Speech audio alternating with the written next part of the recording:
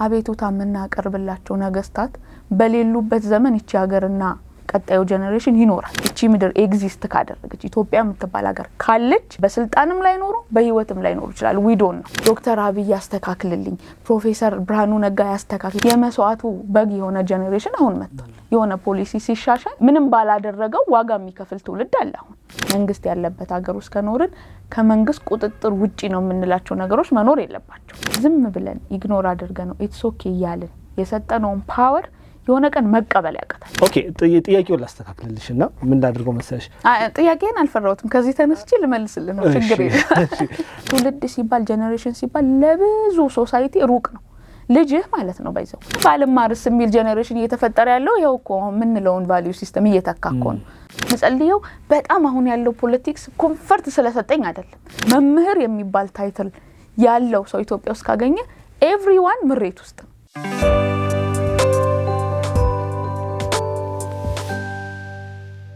ሰላም ጤና ይስጥልን ውድ አድማጭ ተመልካቾቻችን፣ ይህ መሃል ሚዲያ ልዩ አዲስ ፕሮግራማችን ነው። በዛሬ ፕሮግራማችን ላይ አንድ ውድ እንግዳ ከኔ ጋር ትገኛለች። የመጀመሪያ ሴት እንግዳዬ ናት። እንግዲህ ከእሷ ጋር ጥሩ ቆይታ የምናደርግ ይሆናል። ከእንግዳችን ጋር በምናደርገው ቃለ መጠይቅ የምትማሩበት የምታተርፉበት ይሆናል ብዬ አስባለሁ። እንግዳዬ ራሷን ታስተዋውቅና ቀጥታ ወደ ጥያቄዎቼ አልፋለሁ። ለተመልካቾች እስቲ እንግዲህ ራስሽን አስተዋውቂልኝ። የመጀመሪያ ሴት እንግዳ ስለሆንኩ ደስ ብሎኛል። ትዝታ ተክሉ እባላለሁኝ። ሰው ነኝ፣ ሴት ነኝ፣ ኢትዮጵያዊ ነኝ።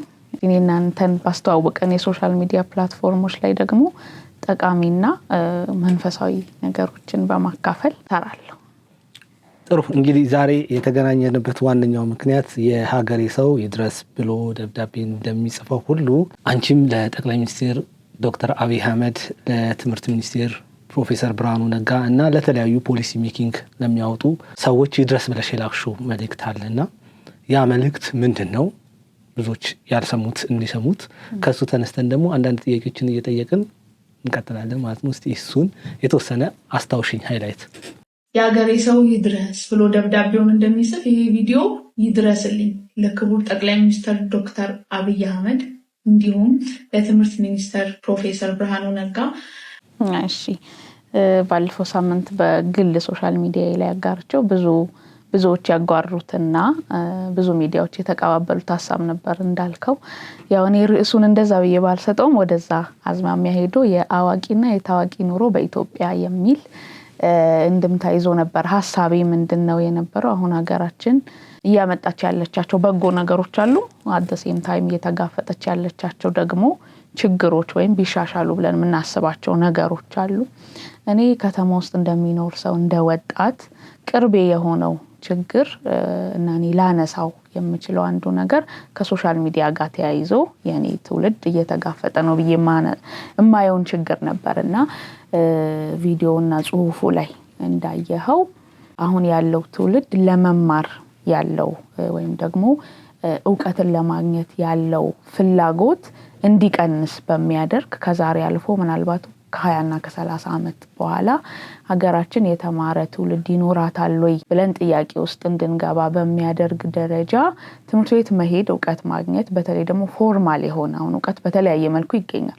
ፎርማል ሆኖ ትምህርት ቤት ሄዶ የመማር ረጅም ዓመት በአንድ ጉዳይ ላይ የመገብየት ፍላጎቱ እየጠፋ ነው። አንዱ ፋክተር ብቻውን ላይሆን ይችላል። አንዱ ፋክተር የሶሻል ሚዲያ ኢንፍሉዌንስ ነው ብዬ አስባለሁ እንደኔ። እና የተማሩ ሰዎች እና ደግሞ የታወቁ ሰዎች ወይም ታዋቂ ሰዎች የሚል ሁለት ጎራ አለ አሁን በአደባባይ የምናየው እውነት ላይ ማለት ነውና ሰዎች እንግዲህ ራሳቸውን ከሚያነጻጽሩባቸው የተለያዩ መንገዶች አንዱ የኑሮ ደረጃ ነው። ስለዚህ የኑሮ ደረጃ ስፔሲፊክሊ በዋናነት የቪዲዮ እና የጽሁፍ ሐሳብ ላይ የተነሳ ጉዳይ ነበር።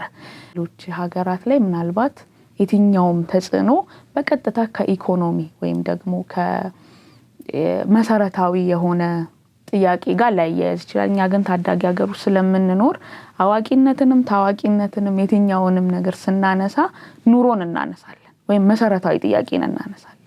ለዚህ የተማሩ ሰዎች መሰረታዊ የሚያስፈልጉ ለኑሮ የሚያስፈልጉ ነገሮችን ለማሟላት በጣም በሚቸገሩበት ሁኔታ ውስጥ በምን እንደታወቁ ማናቃቸው አሁን በእውቀት መታወቅ አለ በጠቃሚ ነገር መታወቅ አለ አዋቂ ሆነው የታወቁ ሰዎች አሉ ግን ምናልባት ማህበረሰብን እየጎዱ ጠቃሚ ያልሆነ ነገር እየተናገሩም ቢሆን by any means ብቻ ፊታቸውን ስላሳወቁ ኑሯቸው በጣም አክቲቭሊ እየተሻሻለ እና እየተቀየረ ከዛ ደግሞ እሱንም በሶሻል ሚዲያ እየተመለከትን አለን ከዚህ ጋር ተያይዞ የተማረው ለትውልድ ለሀገር የሆነ ጥቅም የሚሰጠው ማህበረሰብ ተስፋ እየቆረጣ ያለው የግል ምልከታዬ ነው እየቆረጣ ያለው ከዛ ቪዲዮንም ሰርቼ ወይም ጽሁፉን ሰርቼ በለቀኩበት ሰዓትም ፍርሃቴና ስሜቴ ልክ እንደሆነ በምላሽ ውስጥ አግኝቻለሁ ማለት ነው በምላሽ ውስጥ አይቻለሁ ስለዚህ ዋናው ሐሳብ አሁን ያለው ትውልድ ብቻ ሳይሆን አሁን ላይ እንዳልኩ ጥያቄ የሚፈጥር ነገር አለ አሁን ያለው ብቻ ሳይሆን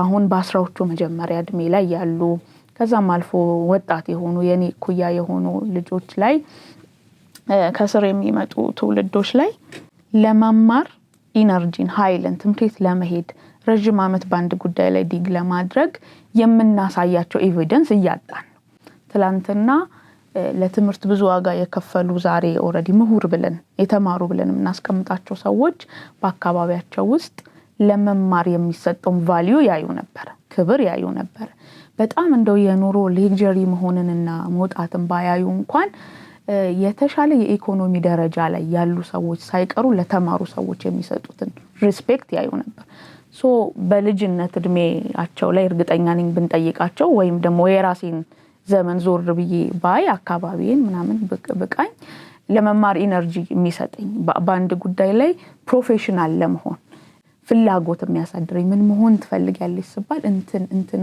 እንድል የሚያደርገኝ የማየውና የምሰማው ነገር ነበር አሁን ቀጥሎ የሚመጣው ጄኔሬሽን የሚያየውና የሚሰማው ነገር እንደምንም ብለ የሆነ ነገር ካደረክና ከታወቅ በቂ ነው በአንድ ጉዳይ ላይ ረጅም ዓመት መማር ረጅም ዓመት ማንበብ ማወቅ ላያስፈልግህ ይችላል የሚል እንድምታን እየሰጠው ይመስለኛልና ከሆኑ ዓመታት በኋላ የተማረ ትውልድ ሀገሬ እንዳታጣ የሚል እንደምታ ያለው ጽሁፍና ቪዲዮ ነበር ያካፈልኩትኝ እንዳልኩ ካካፈልኩ በኋላ የብቻዬ ሐሳብ እንዳልሆነ ደግሞ አይቻለሁ በመላሾች ውስጥ አሁን ቤት መግዛት ተችሏል።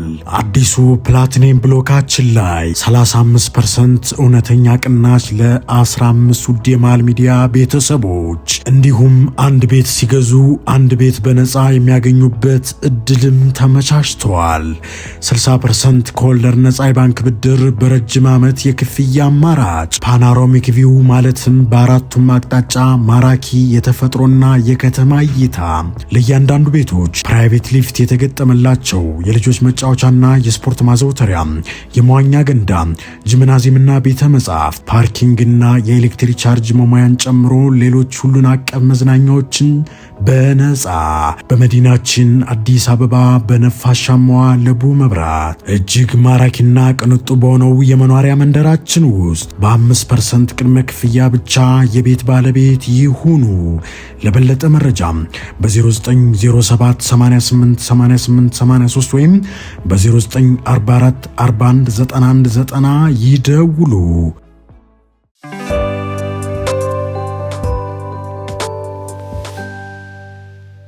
በምላሻቸው ውስጥ ፍርሃቴን በደንብ የገለጠ ነገር አውቄያለሁ። እስቲ ሰማው ልበል። ያንቺን ሐሳብ በደንብ ማግኒፋይ የሚያደርግ ነው ወይስ የሚጻረር ነገር ነው ያገኘሽው? ምንም አይነት ኔጌቲቭ ወይም ደግሞ ትክክለኛ ጥያቄ አይደለም የሚል ሐሳብ ያነሳ ሰው የለም ባልልህም፣ ሙሉ ለሙሉ ደግሞ ሁሉንም ኮሜንት አይቻለሁ ባልልህም፣ ግን ከሶሻል ሚዲያ ወርደን ያው መሬት ላይ ደግሞ ከሰዎች ከሐሳቡን ዲስከስ ታደርግበታለህ አይደል?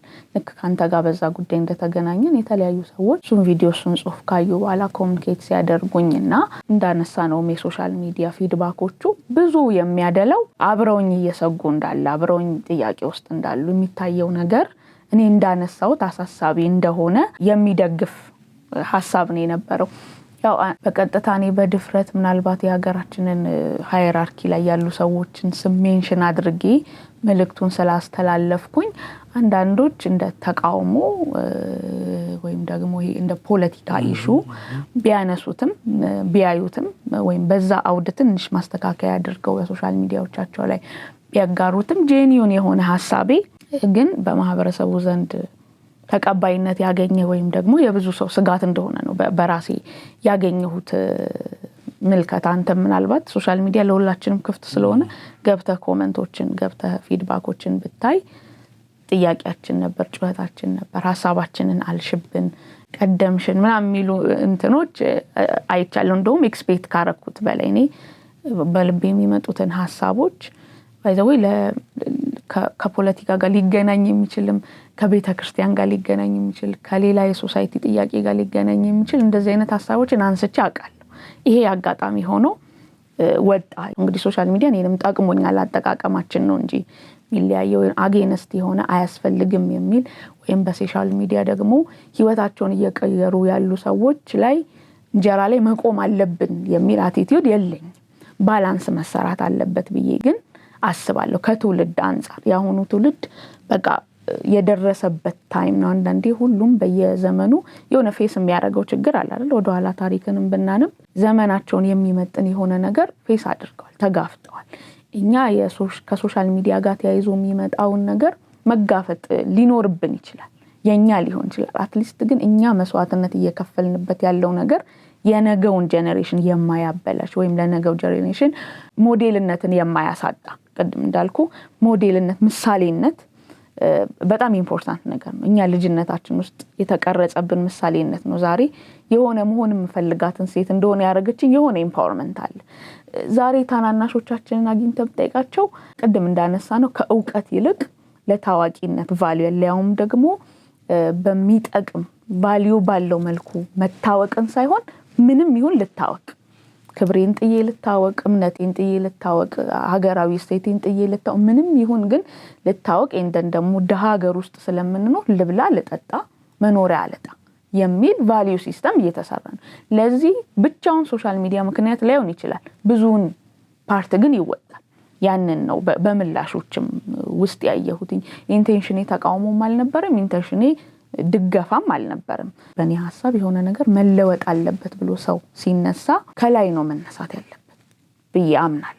በቃ ከዛ ብቻ ነው ምናልባት መግቢያ ላይ የክቡር ጠቅላይ ሚኒስትር ዶክተር አብይ አህመድን እና የትምህርት ሚኒስትራችንን ፕሮፌሰር ብርሃኑ ነጋን ስም ሜንሽን አድርጌ ከዛ መልእክቴን ያስተላለፍኩት ለምንድን ነው ብትለኝ ለውጥ ከላይ ነው የሚጀምረው ብዬ አስባለሁ። አትሊስት ችግር መሆኑን መተማመን አለብን፣ እየፈጠረ ያለውን ነገር መተማመን አለብን ብዬ አስባለሁ።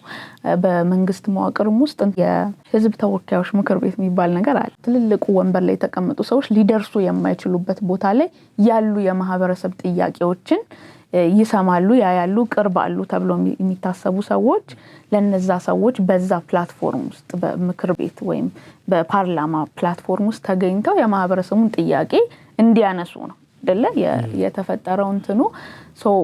ከዛ ሐሳቤ በመነሳት እኔም ማህበረሰብ ውስጥ እንደሚኖር ሰው እንደ ወጣት ያለውን ችግር እንደሚያስተውል ሰው ይሄ ነገር ከትውልድ አንፃር ያሰጋል ብዬ አሰብኩኝና ሐሳቡን ባወራው፣ ሐሳቡን ሼር ባደርገው ከዛ ነገ ከላይ ሲስተምን ማስተካከል የሚችሉ ሰዎች ገንዘብ ቢያረጉት፣ ቢገዙት፣ ምክሩን ቢወስዱት እኔ ምናልባት ልጠይቀኝ ከቀጠርከኝ ከዛ በፊት ባታቀኝ እንኳን ከቀጠርከኝ በኋላ ቼክ ታረጋለህ ብዬ አስባለሁ። ሶሻል ሚዲያዎችን ሆነ የሚያቀኙ ሰዎችን ብዙ ቆይታዬ ወይም ይሄ የኑሮ አንጻሬ መንፈሳዊ ነገር ጋር ወይም መጽሐፍ ቅዱስ ጋር የተገናኘ ነው። ስለዚህ እሱንም መጽሐፍ በማነብበት ወይም እምነታዊ ቆይታ ውስጥ በመቆይበት ጊዜ በየዘመናቱ ሀገርን የሚመሩ ነገስታት መንፈሳዊ የሆነ ካውንተር ወይም መንፈሳዊ የሆነ ምንም አይነት ፖለቲካል ኢሹም ኢንትረስትም የሌላቸው ሰዎች ጋራ ምክክር እንዳላቸው አንብቤያለሁ፣ መማከር እንዳላቸው አንብቤያለሁ። ያንን ሐሳብ ለዛ ሰው በመስጠታቸው ወይም ለዛ ሀገር በማበርከታቸው ተኦንሊ ማህበረሰብን ትውልድን መጥቀም እንጂ ምንም አይነት የግል ኢንትረስት የሌላቸው ባካፕ የሚያረጋቸው ተቃዋሚ አካልም የሌላቸውን ታሪኮች እናነባለን። ምናልባት ይሄ ሚዲያ ላይ እንደዚህ በጣም ገፍቼ መሄድ ከሌለብኝ እንትን ታደርገኛለህ እንጂ የመጽሐፍ ቅዱስ ታሪኮችን ስናነብ ለምሳሌ እነ ዳዊትን ማንሳት እንችላለን። ዳዊት የቤተክርስቲያን መሪ አይደለም፣ የሀገር መሪ ነው። በዘመኑ የምናውቀው ታሪክ አለ። በኢትዮጵያ ኦርቶዶክስም ይሁን በፕሮቴስታንትም ኮመንም የሚያደርግ ታሪክ ስለሆነ መጽሐፍ ቅዱስ የምናውቀው ታሪክ ውስጥ ዳዊት ከልጅነቱ ከረኝነት ከዛ ከጎልያድ ጋር ምናምን የተያያዙ ታሪኮችን እናውቃለን። ከዛ በኋላ የገባውና የመራው መሪ ሆነው የሆነ ቤተ እምነት መሪ አይደለም፣ የሀገር መሪ ነው የሆነው። የሀገር መሪ ከሆነ በኋላ መጽሐፍ ቅዱስ ትክክሉንም ይነግረናል፣ ስህተቱንም ይነግረናል። ልክ ያደረገውን ትክክል ያደረገውን ከመንፈሳዊም ነገር ከሀገር መምራትም አንፃር ሀገሩን የጠቀመበትን የሰራበትን ነገር ይነግረንና የተሳሳታቸውን ነገሮች ደግሞ ይነግረናል። ለምሳሌ አንድ ቦታ ላይ የሰው ሚስት አስገድሎ ሰውየውንም የጦር ግንባር ልኮ እንዲሞት አደረገ። የኦሪዮንን እየተቆጠፍኩ እኮ ነው መጽሐፍ ቅዱሳዊ እንዳላረግም። የኦሪዮንን ሚስት አስገድሎ እሱን አስገድሎ ከሚስቱ ጋር የነበረውን ግንኙነት መጽሐፍ ቅዱስ ላይ እናነብና ከዛ በኋላ ሊያርቀው ወይም ሊያርመው ነብዩ ወደ እሱ እንደሄደን እንላለን። አሁን እሱን ነገር ፖለቲካል ማድረግ አንችልም አይደል? የዳዊትን መንግስት ማቆምም አይደለም የሰውየው ኢንቴንሽን፣ የዳዊትን መንግስት ማስቀጠልም አይደለም። there is something wrong። እንደ መንፈሳዊ ሰው እኔ ፊል ያደረኩትኝ ልክ ያልሆነ ነገር እንደውም ሄዶ የነገረው ምሳሌ ትዝ የሚልህ ከሆነ በጣም ብዙ በጎች ያሉት አንድ ባለጠጋ ሰው ነበረ። አንድ ደግሞ ደሃ ሰው ያለ እዛ ከተማ ውስጥ አንድ በግን ያለችው እንደ ልጁ ነው የሚያያት፣ አብሯት ይተኛል፣ በጣም ፍቅር አለውና እንግዶች መጡበት ያ ባለጠጋው ሰውዬ። ከዛ ብዙ በግ ብዙ ጥሩ ነገር እያለው የዛን ደሃ አንድ በግ ለነዛ እንግዶች ሰዋለት አረደለት ሲለው ዳዊት መገደል አለበት ይሄ ሰው ይያለ መሞት አለበት፣ እንዴት እንዲያደርጋል ብሎ ሲል አንተ ነህ አለ። ያ ሰው አንተ ነህ። ዳዊት እንደደነገጠ ይነግረናል። ከዛ ያ ሰው አንተ ነህ ሳለው ያነጋገሩ ምንድነው? ብዙ ሚስት የማግኘት ኦፖርቹኒቲ አለ፣ ስልጣን ላይ ነህ፣ ብዙ ነገር እጅህ ላይ አለ፣ የፈለከውን ማድረግ ትችላለህ። ኦሪዮን ግን አንድ ሚስት ነው ያለው። የሚኖርበት የኑሮን ትልቅ እንደ በጓ ምሳሌ ነው። አንተ እሱን አስገደልክ፣ ከሚስቱ ጋር ተኛ። ከዛ ብሎ ሲለው እንደ ፊድባክ የዳዊትን እንትን ስታይ በቃ ከሱ ጋር ያለው ኮንቨርሴሽን አለቀ። ጉዳያቸው ጨረሰ፣ መልእክቱን አስተላለፈ፣ ሄደ። ዳዊት ግን ከአምላኩ ጋር ያለውን ነገር ሲያስተካክል ወይም ቀጥሎ ያለውን መንገድ ሲያስተካክል እናያለን። ሌሎችንም ታሪኮችን ማንሳት እንችላለን። የኔ እንዳልኩ አታችመንቴ ከእንደዛ አይነት ህይወት ጋር ስለሆነ ሳነብ መጽሐፍ ቅዱስን ምክር ሀሳቦችን የሚያቀርቡ ይሄ ነገር ልክ አይደለም የሚሉ መንፈሳዊ ካውንተር ያላቸው ሰዎች ከነገስታት ጋራ ይገናኛሉ ወይ ሀሳብ ያቀርባሉ። ያኔ በአካል ነበር። አሁን ሶሻል ሚዲያ አንዱ ኦፖርቹኒቲ ሊሆን ይችላል። ይሄ ነገር ስጋት ሆኖ ሲሰማኝ ይዤው ስመጣ አንዳንድ ሚዲያዎች እንዳደረጉት የመንግስት ተቃውሞ አይደለም ኢንቴንሽኔ፣ ድጋፋም አይደለም ኢንቴንሽኔ፣ ፖለቲካል ቪውም የለውም ጉዳይ ውስጥ። ከትውልድ አንፃር ግን ይሄ ነገር ያሰጋል። ከዛ ደግሞ እንትኑ ከተለቀቀ በኋላ ቪዲዮ ከተለቀቀ በኋላ አንዳንድ ሰዎች ስልክ ይደውሉልኝ ነበርና ስልኬ ካልሰራ ድንጋጤው ልነግር አልችልም። አንድ ሁለት ቀን አስገቡሽ እንዴ ይሉኛል። እንዲህ ሆነ እንዴ ምናምን ነገርና ምን ልልክ ፈልጌ ነው እንደዚህ አይነት ስጋት የለኝም። ኢንቴንሽንም ስላልነበረ ፍርሃትም ስጋትም እንትን አልነበረኝም። ግን ልክ ነው ብዬ አምናለሁ። አንዳንድ ሰው ድፍረት ነው ፖለቲካ ነው ምናምን ቢለኝም በእኔ አውድ ውስጥ አሁን አንቺ አገልጋይ ነሽ፣ አንቺ መንፈሳዊ ነገር ላይ ነው የምትሰሪው ዋይ ኖት ብትለኝ ምላሼ ብዬ ነው እነዛን ታሪኮች ያነበብኩት። መንፈሳዊ ቡክ ውስጥ ለሀገር የሚጠቅብን ምክር የሚያነሱ ሰዎችን አንብቤያለሁ። እሱ ስፒሪት እሱ ነገር መቀጠል አለበት ብዬ አምናለሁ። ስለዚህ ለትውልድ የሚጠቅም ነገር ሳስብ ባካፕ የሚያደርገኝ ምንም አይነት አካል ሳይኖር ሪፍሌክት ማድረግ ልክ ነው ብዬ ስለማስብ ነው ያመጣሁት። ምንም የደረሰብኝም የሆንኩትም ነገር የለም። በትክክል ደግሞ ጉዳዩን ለተረዳው እና ላነበበው ሰው ከምክረ ሐሳብ ያለፈ ኢንቴንሽን እንደሌለው የሚገባ ነው ያስባለሁና የነ መጥምቁ ዮሐንስን ታሪክ ደግሞ እናስታውሳለን። ነገስታት የሚይዘውባቸው ለምን ያንን አደረክ ብሎ ያሰቡን የሆነ ቀን እንዳስገደለውም ደግሞ እናነባለን። ያው ምክርን ይዘህ ስትገባ ሰው እንደተቀበለ ወይም ሃይራርኪ እንደተቀበለ እነ ዳዊት አንተም ብቻ በደልኩ ብለው ወደ ፈጣሪ ተመልሰውበታል። ክፉ ነገስታት ደግሞ ያንን ሰውዬ ለማስገደል ምክንያት አድርገውታል። አቲቲዩድ በእይታ ደረጃ ፖለቲካ ባላቅም አሁን ላለው የኢትዮጵያ መንግስት ስርዓት እንደዛ አይነት ፍርሃት የለኝም። በዛ ድፍረት ነው ሐሳቤን ወደዛ ይዤ መጥቼ ነበረው። ጥሩ። ያንቺ እሳቤ አሁን ያለው የመንግስት አስተዳደር ወይም አሁን ኢትዮጵያን እየመራ ያለው አስተዳደር ምንም አይነት ምክር ሐሳብ ከኢትዮጵያውያን ቢመጣ ምንም ነገር አያደርግም ከሚል አንፃር ተነስተሽ ያንን ሐሳብ አስተላለፍሽ ዘንድ ደግሞ ከዛም የሚመጡ ደግሞ ሐሳቦች አሉ። ከዛ ወዲያ ፍርሃት ወደ ውስጥሽ አልገባም ወይ? ለመንግስት የነበረሽን እሳቤ እንድትቀይር የሚያስገድድ ነገር ተፈጥሯል ወይ? ንቃቱን ፈጠረብኝ። ፍርሃት ሳይሆን አሃ ጉዳዩ ከዚህ አንፃርም ይታያል እንዴ አልኩኝ። እኔ እንዳልኩ ሌሎች ሐሳቦችን ስለምጽፍም ፖስት ስለማረግም ስለማጋራም ከማስተላለፋቸው ሐሳቦቼ እንደ አንዱ ነው ያየው። ቅድም እንደ ተባባል ነው ምናልባት መጀመሪያ ላይ በቀጥታ ስም ሜንሽን ማድረጊ ከዛ ደግሞ 2-3 ቀናት ውስጥ ብዙ የሚዲያ አካል ከፍለሽ ነው እኔ ማንንም የከፈልኩትም አድርጉልኝም ያልኩትም ሚዲያ የለም። ብዙ እንትኖች ከመቀባበላቸው አንፃር ስጋቱ ሰው ጋር ጨምሮ በመንፈሳዊ ፕሮግራም ላይም ሆኜ ስልኬ ከተዘጋ ይሁንም አጋጣሚ እንደሱ አይነት ፍርሃት ሰዎች ጋር ሲፈጠር አየውና ከዛ አንፃር ጉዳዩ ሊታይ እንደሚችል አሰብኩኝ። ፍርሃት ግን እውነት በሰውም በእግዚአብሔርም ፊት ምነግርህ ሰው ከሚለኝ አንፃር አልተሰማኝም። ለምን ብትለኝ አንደኛ ያው ያልተነካ ግልግል ያቃ እንደሚባለው ስለማላቅ ሊሆን ይችላል። እንደሱ አይነት ሰጣ ገባ ኖሮኝም ኤክስፒሪየንስ አድርጌም ዙሪያ ያለውም ሰው ሲገጥሞ አይቻላቅም። ከዛ ውጪ ግን እንዳልኩ የኔ ባክግራውንድ ባይብሊካል ስለሆነ ብዙሃኑ መጽሐፍ ቅዱስ ላይ አንድ እንትን አለ ጳውሎስ ለጢሞቴዎስ የሚጽፍለት መጽሐፍ አለና ማንም ታናሽነትህን አይናቀው ይላል።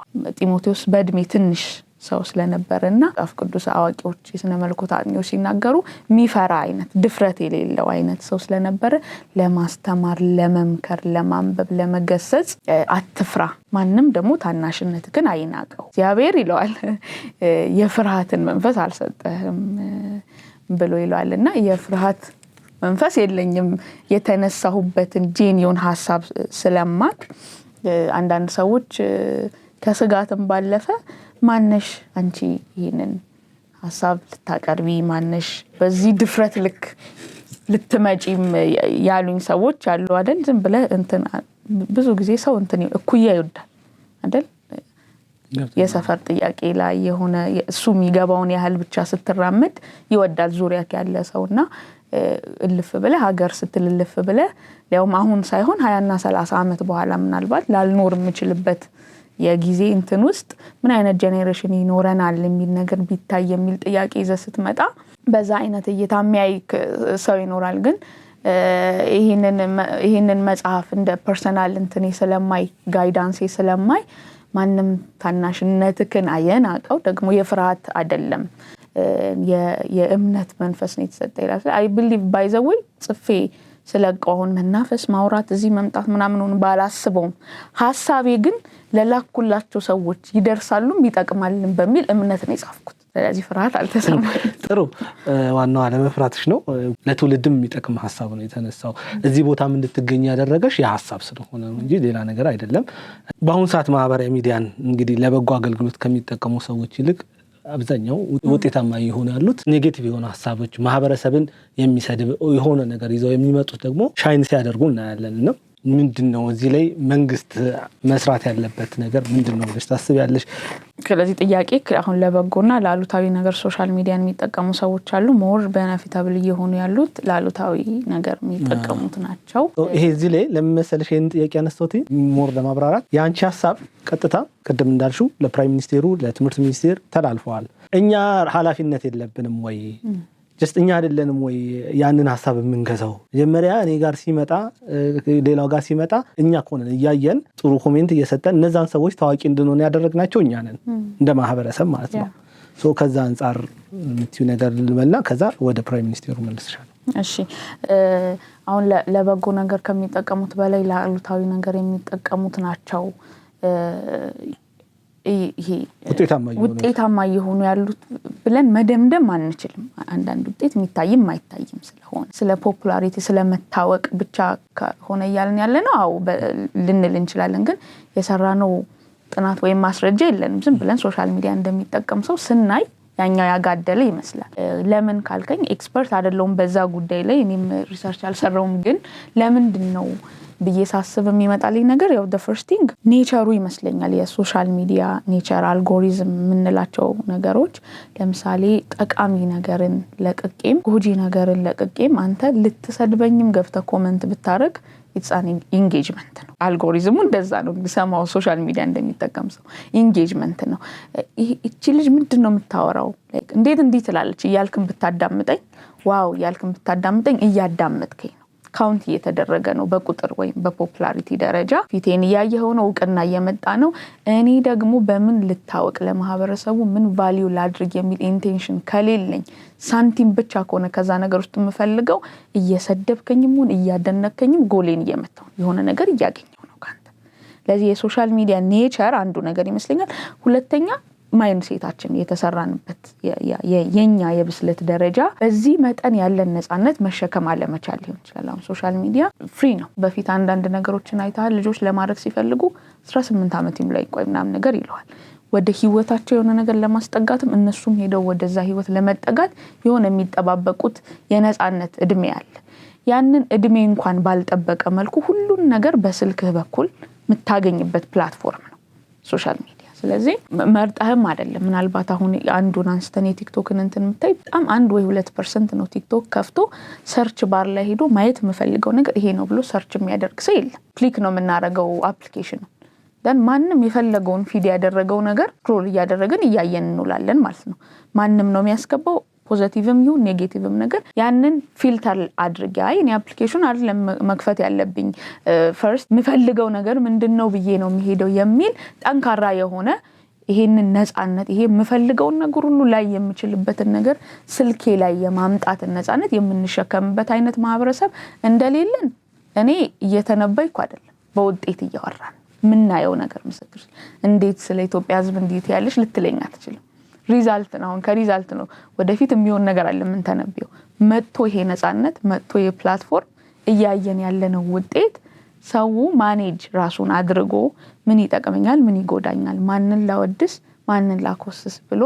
ቫልዩ ሲስተም የሰራ እንዳልሆነ ብዙሃኑን በውጤት እያየ ነው ስለዚህ አይጠየቅም ወይ እንትኑ ፐርሰኑ ብትለኝ ህዝቡ ብትለኝ በጣም ይጠየቃል ከቤተክርስቲያን ይጠየቃል ሌሎች ተቋማት በሙሉ ይጠየቃሉ every person ይጠየቃል መንግስት ብቻውን ሪስፖንሲብል ነው የሚል እንትን አይደለም የቪዲዮም የጽሁፍም ኢንቴንሽን የነበረው ቀደም እንዳልኩ የሆነ ነገር ኦሬዲ ሪዛልት የመጣ ውጤት ሆኖ ያያየን ያለነው ነገር አለ ምናልባት ይሄ ውጤት እንዲመጣ ዛሬ ላይ ሆን ይችላል የተሰራው የማህበረሰቡ ማይንድ ሴት የተሰራው ይሄንን ነገር መቋቋም የማይችል ቶሎ ከውቀት ወደ ታዋቂነት ሽፍት የሚያደርግ የውቀትን ቫልዩ ከማህበረሰብ ጥቅም ከሌሎች ነገሮች አንፃር ብቻ ሳይሆን ከኑሮ ደረጃ አንፃር ብቻ እንዲያወዳድር የተፈጠረው ማህበረሰብ ዛሬ ላይ ሆን ይችላል ምናልባት አሁን ስልጣን ላይ ያሉትም ሰዎችም የፈጠሩት ላይ ሆን ይችላል ትላንት የተፈጠረ ሊሆን ይችላል አሁን ውጤቱ ላይ ነው እናንተ ያወራን ያለነው የኔ ቪዲዮ ስጋትም የነበረው አስተውለው ከሆነ አሁን የሆነ ውጤት እየተጋፈጥን ነው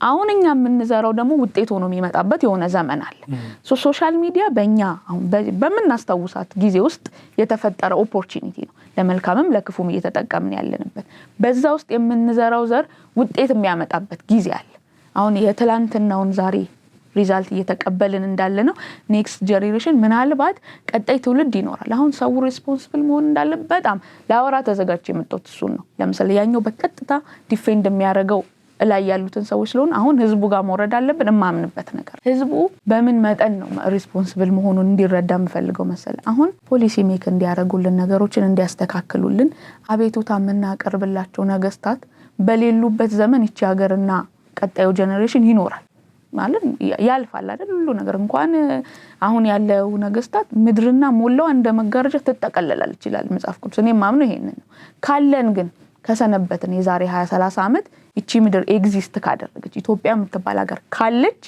ምን አልባት አሁን ሃይራርኪ ላይ ያሉ ሰዎች ላይኖሩ ይችላሉ በስልጣንም ላይኖሩ በህይወትም ላይኖሩ ይችላሉ ዊዶን ነው አናቅም ትውልዱ ግን አለ እኔ ቤት ያለች ህፃን ልጅ ግን አለች ነገ ትኖራለች ትቀጥላለች ስለዚህ የኔ ሪስፖንሲቢሊቲ አይደለም ዶክተር አብይ ያስተካክልልኝ ፕሮፌሰር ብርሃኑ ነጋ ያስተካክልልኝ ብለን እየጠቆምን መሰንበታችን እነሱ በሌሉ ቀን እንኳን ልጆቻችን የሚጋፈጡትን ሪዛልት ነው የምናስቀምጠው ስለዚህ we have to የኔ ሪስፖንሲቢሊቲ ምንድነው ወደ ማለት መምጣት አለብን እኔ ምንድነው ማደርገው እኔ ምንድነው ማዋጣው ይሄ ውጤት እንዲመጣ እኔ ምን አደረኩኝ እነሱ ምን ያደርጉ ብቻ ሳይሆን እኔ ማለት አለ ለምን እነሱ ያለን የነሱ የስልጣንም የህይወትም ዘመን አብቅቶ የኛ ልጆችና ይሄ ሀገር ግን ችግሩን እየተጋፈጠው ይመጣል አሁን ዛሬ የምንጋፈጣቸውን አንዳንድ ውጤቶች የፈጠሩት እኮ የሉ አይደል በአንዳንዶቹ በህይወት የሉም አንዳንዶቹ በስልጣን የሉ ግን በዛ ዘመን ጥፋተኛው መንግስት ነው ጥፋተኛው እንትና ነው እያለ ያለው ጀነሬሽን ግን አሁን አለ ከሪዛልቱ ጋር እየተጋፈጣል የትምህርት ፖሊሲዎችን አሁን ፕሮፌሰር ብርሃኑ ነጋ እያሻሻሉ ያሏቸው የትምህርት ፖሊሲዎችን እናያለን። እነዚህ ፖሊሲዎች ሜክ በሚደረጉበት ዘመን እኮ የነበሩ ነገስታት አሁን የሉ አይደል? ነገ አሁን ያሉትም ላይኖር ይችላል። እኛ ግን ከውጤቱ ጋር እየተጋፈጥን ነው። የመስዋዕቱ በግ የሆነ ጄኔሬሽን አሁን መጥቷል። የሆነ ፖሊሲ ሲሻሻል ምንም ባላደረገው ዋጋ የሚከፍል ትውልድ አለ። አሁን በተሰራለት ፖሊሲ በነበረው ነገር መጥቶ የሆነ ሰዓት ላይ ሃይራርኪው ሲቀየር ይሄ ፖሊሲ አያዋጣም፣ ይሄ የትምህርት ስርዓት አያዋጣም ተብሎ ሲቀየር ፌስ የምታረገውን ችግር የሚያደርግልህ ሃይራርኪው አይደለም፣ አንተ ነህ፣ ቤትህ ነው፣ ጓዳ ነው። ስለዚህ ዛሬም እኛ ሪስፖንሲቢሊቲውን መውሰድ አለብን። እነዚህ ሰዎች በቀጠሉም ባልቀጠሉም ጊዜ ጄኔሬሽን የሚጋፈጠውን ዘር እየዘራን ከሆነ ኃላፊነት መውሰድ አለብን። አንድ በጣም የተወደደ ቀደም ያለ በፊት ከነበሩ የወንጌላውያን አማኝ ዘማሪዎች መካከል ይዘምረው አንድ መዝሙር አለ እና እንትኑን በጣም ሐሳቤን ስለሚገልጥልኝ ልበለው። ምን ይላል መሰለ መዝሙሩ? ካልተጠበቀ መንጋ ማን ነው ወተት የሚሻ፣ ያልዘሩትን ለማጨድ አይኬድም ወደ እርሻ ይላል። ይሄ ቀን እሱ ስለ መንፈሳዊ ነገር እያወራ ሊሆን ይችላል። ግን እኔ ምን አስባለሁ አንዳንዴ ካልጠበቅከው መንጋ ወተት ትፈልጋለህ አትፈልግም ማለት መንጋ ወተት እንዲሰጥ የሚያስፈልገው የሚደረግለት ነገር አለ። አንተም ከዛ መንጋ ወተት ኤክስፔክት የምታረገው የሚያስፈልገውን ነገር ስላደረክለት። ወደ እርሻም ዘር ፈልጎ የሚሄድ ገበሬ የሆነ ቀን የዘራ ነው፣ የከተኮተ ነው፣ ያጨደ ነው፣ ብዙ ነገር ያደረገ ነው። ከዛ ፍሬ ፈልጎ ይሄዳል። መዝሙሩ ምን ይላል? ካልተጠበቀ መንጋ ማን ነው ወተት የሚሻ፣ ያልዘሩትን ለማጨድ አይኬድም ወደ እርሻ። አሁን አንዳንድ ጉዳዮች ላይ የምንወስዳቸው እርምጃዎች ዘር የምንፈልግባቸው ይሄ ትውልድ ይሄንን ውጤት ለምን አላመጣም ብለን የምንጠይቀው ጥያቄ ትላንትና ያልተዘራ፣ ትላንት ያልተጠበቀ፣ ትላንትና በዛ መንገድ ዛሬ ፍሬ እንዲያመጣ ያልተሰራበት ነው። ከዛ መጥቶ የሆነ ፖሊሲ ሲቀየር የሆነ ነገር ሲለወጥ ሪዛልት አምጣ ትለዋለህ። ያልዘራህበትን ደግሞ ሊሰጥህ አይችልም። አሁን ትላንት የነበሩ ፖሊሲ ሜከርስ ናቸው፣ ትላንት የነበሩ ሃይራርኪዎች ናቸው ብለን ልናሳብብ እንችላለን። እሺ ዊቴክ አሁን ያለውን ነገር እንጋፈጠው። በቃ የኛ ትውልድ ቻሌንጅ ነው። እኛ ምን እያደረግን ነው የሚለውን ደግሞ መጠየቅ አለብን። እኛ ደግሞ አሁን የመዝራት መንጋውን የመጠበቅ ኦፖርቹኒቲ አግኝተናል። እኛ የሌለን ቀን ትላንት የነበሩት ዛሬ ሳይኖሩ የሆነ ሪዛልት እንዳገኘን እኛም እኔም አንተም ላይ ያሉትም ሰዎች የሌሉ ቀን የሚመጣው ሪዛልት ደግሞ ልክ ሌላ መሪ ሌላ ፖሊሲ ሜከር መጥቶ ይሄኛው ነገር አያዋጣም ብሎ የሚሰርዘው ነገር አትሊስት አለ መስራት እንችላለን። ዛሬ ረጅም ዓመት የሚያስኬድ ፖሊሲ በመቀየር ውስጥ ትውልድ ዋጋ የማይከፍልበት የሆነ ነገር የመዝራት እድል አለን። እኔ አትሊስት እዚህ ሚዲያ ላይ ቀርቤ የመናገር እድል አለኝ። ከኔ በላይ የተሻለ ነገር ያላችሁ ሰዎች ደግሞ የተሻለ በየስቴጁ የተሻለ ኦፖርቹኒቲ አለ። ስለዚህ የምንዘራውን ነገር አሁን ውጤቱን ምንም ማድረግ አንችልም። ትላንትና በተዘሩት ነገሮች ምክንያት እየተጋፈጥን ያለነው ውጤት ምንም ማድረግ አንችልም። ቀጥታም ያስተላለፍኩት ሐሳብ የሚገናኘው ከዛሬ ያለፈ ስለሆነ አሁን የምናደርገው ነገር ግን ነገ ያለው ውጤት የሚለው ላይ ግን መጠቀም እንችላለን። እንደ ህዝብ ላይ እንዳለም ሰው ከህዝቡ ሪስፖንሲቢሊቲ ያለበት አለበት። እኔ ግን ሁሌም ለውጥ ከላይ ይጀምራል ብዬ ነው ማስበው አይደለ? ፕላትፎርም የምድር ስርዓት የራሱ የሆነ የምርጫ የሆነ ህግ ሊሆን ይችላል። እኔ ምን ታስቢያለሽ ብትለኝ ከሱ ስርዓት ባለፈ ስልጣንን ጊዜን ሲዝን የሚሰጠው እግዚአብሔር ያንን ጊዜ እና ሲዝን ከሰጠን መጠቀም አለብን። ኃላፊነት አለብን። ከዛ ደግሞ ከኔ የሚጠብቀውና ስልጣን ከሰጠው ሰው የሚጠብቀው እኩል ሪዛልት አለ። ምንና እሱ እኩል ፓወር። ስልጣን ኃይል ነው አይደለ? ኃይል ደግሞ ይሄ ጉዳይ ችግር ነው ብለህ ስታምን እኔ አሁን ችግር ነው ብዬ አምኛለሁ። ይሄ ጉዳይ ማድረግ የምችለው በጣም ጥቂት ነገር ነው። ስልጣኑ ፓወሩ ስለሌለኝ፣ ስልጣን ግን ኃይል ስለሆነ ይሄ ጉዳይ ነገስታት ላይ ያሉ ሰዎች ችግር ነው ለሀገር፣ ችግር ነው ለትውልድ ብለው ካመኑበት ችግሩን ማወቅ 50% የሶሉሽኑ አንድ እንትን ስለሆነ ችግር ነው ብለው ካመኑበት ከኔና ካንተ በላይ ወይም ደግሞ ህዝቡ ኃላፊነት አለበት ብለን ከምንለው ህዝብ በላይ ኃይል የማውጣት አቅም አላቸው። ጊዜ ሰጥቷቸዋል፣ እግዚአብሔር ሲዝን ሰጥቷቸዋል፣ ኃይል ሰጥቷቸዋል። ስለዚህ ከዛ የጀመርኩት ለዛ ነው። ግን ሪስፖንሲቢሊቲ ሁሉም ሰው አለበት። የኔን አሁን ሰምሃው ለመወጣት ሞክራለሁ።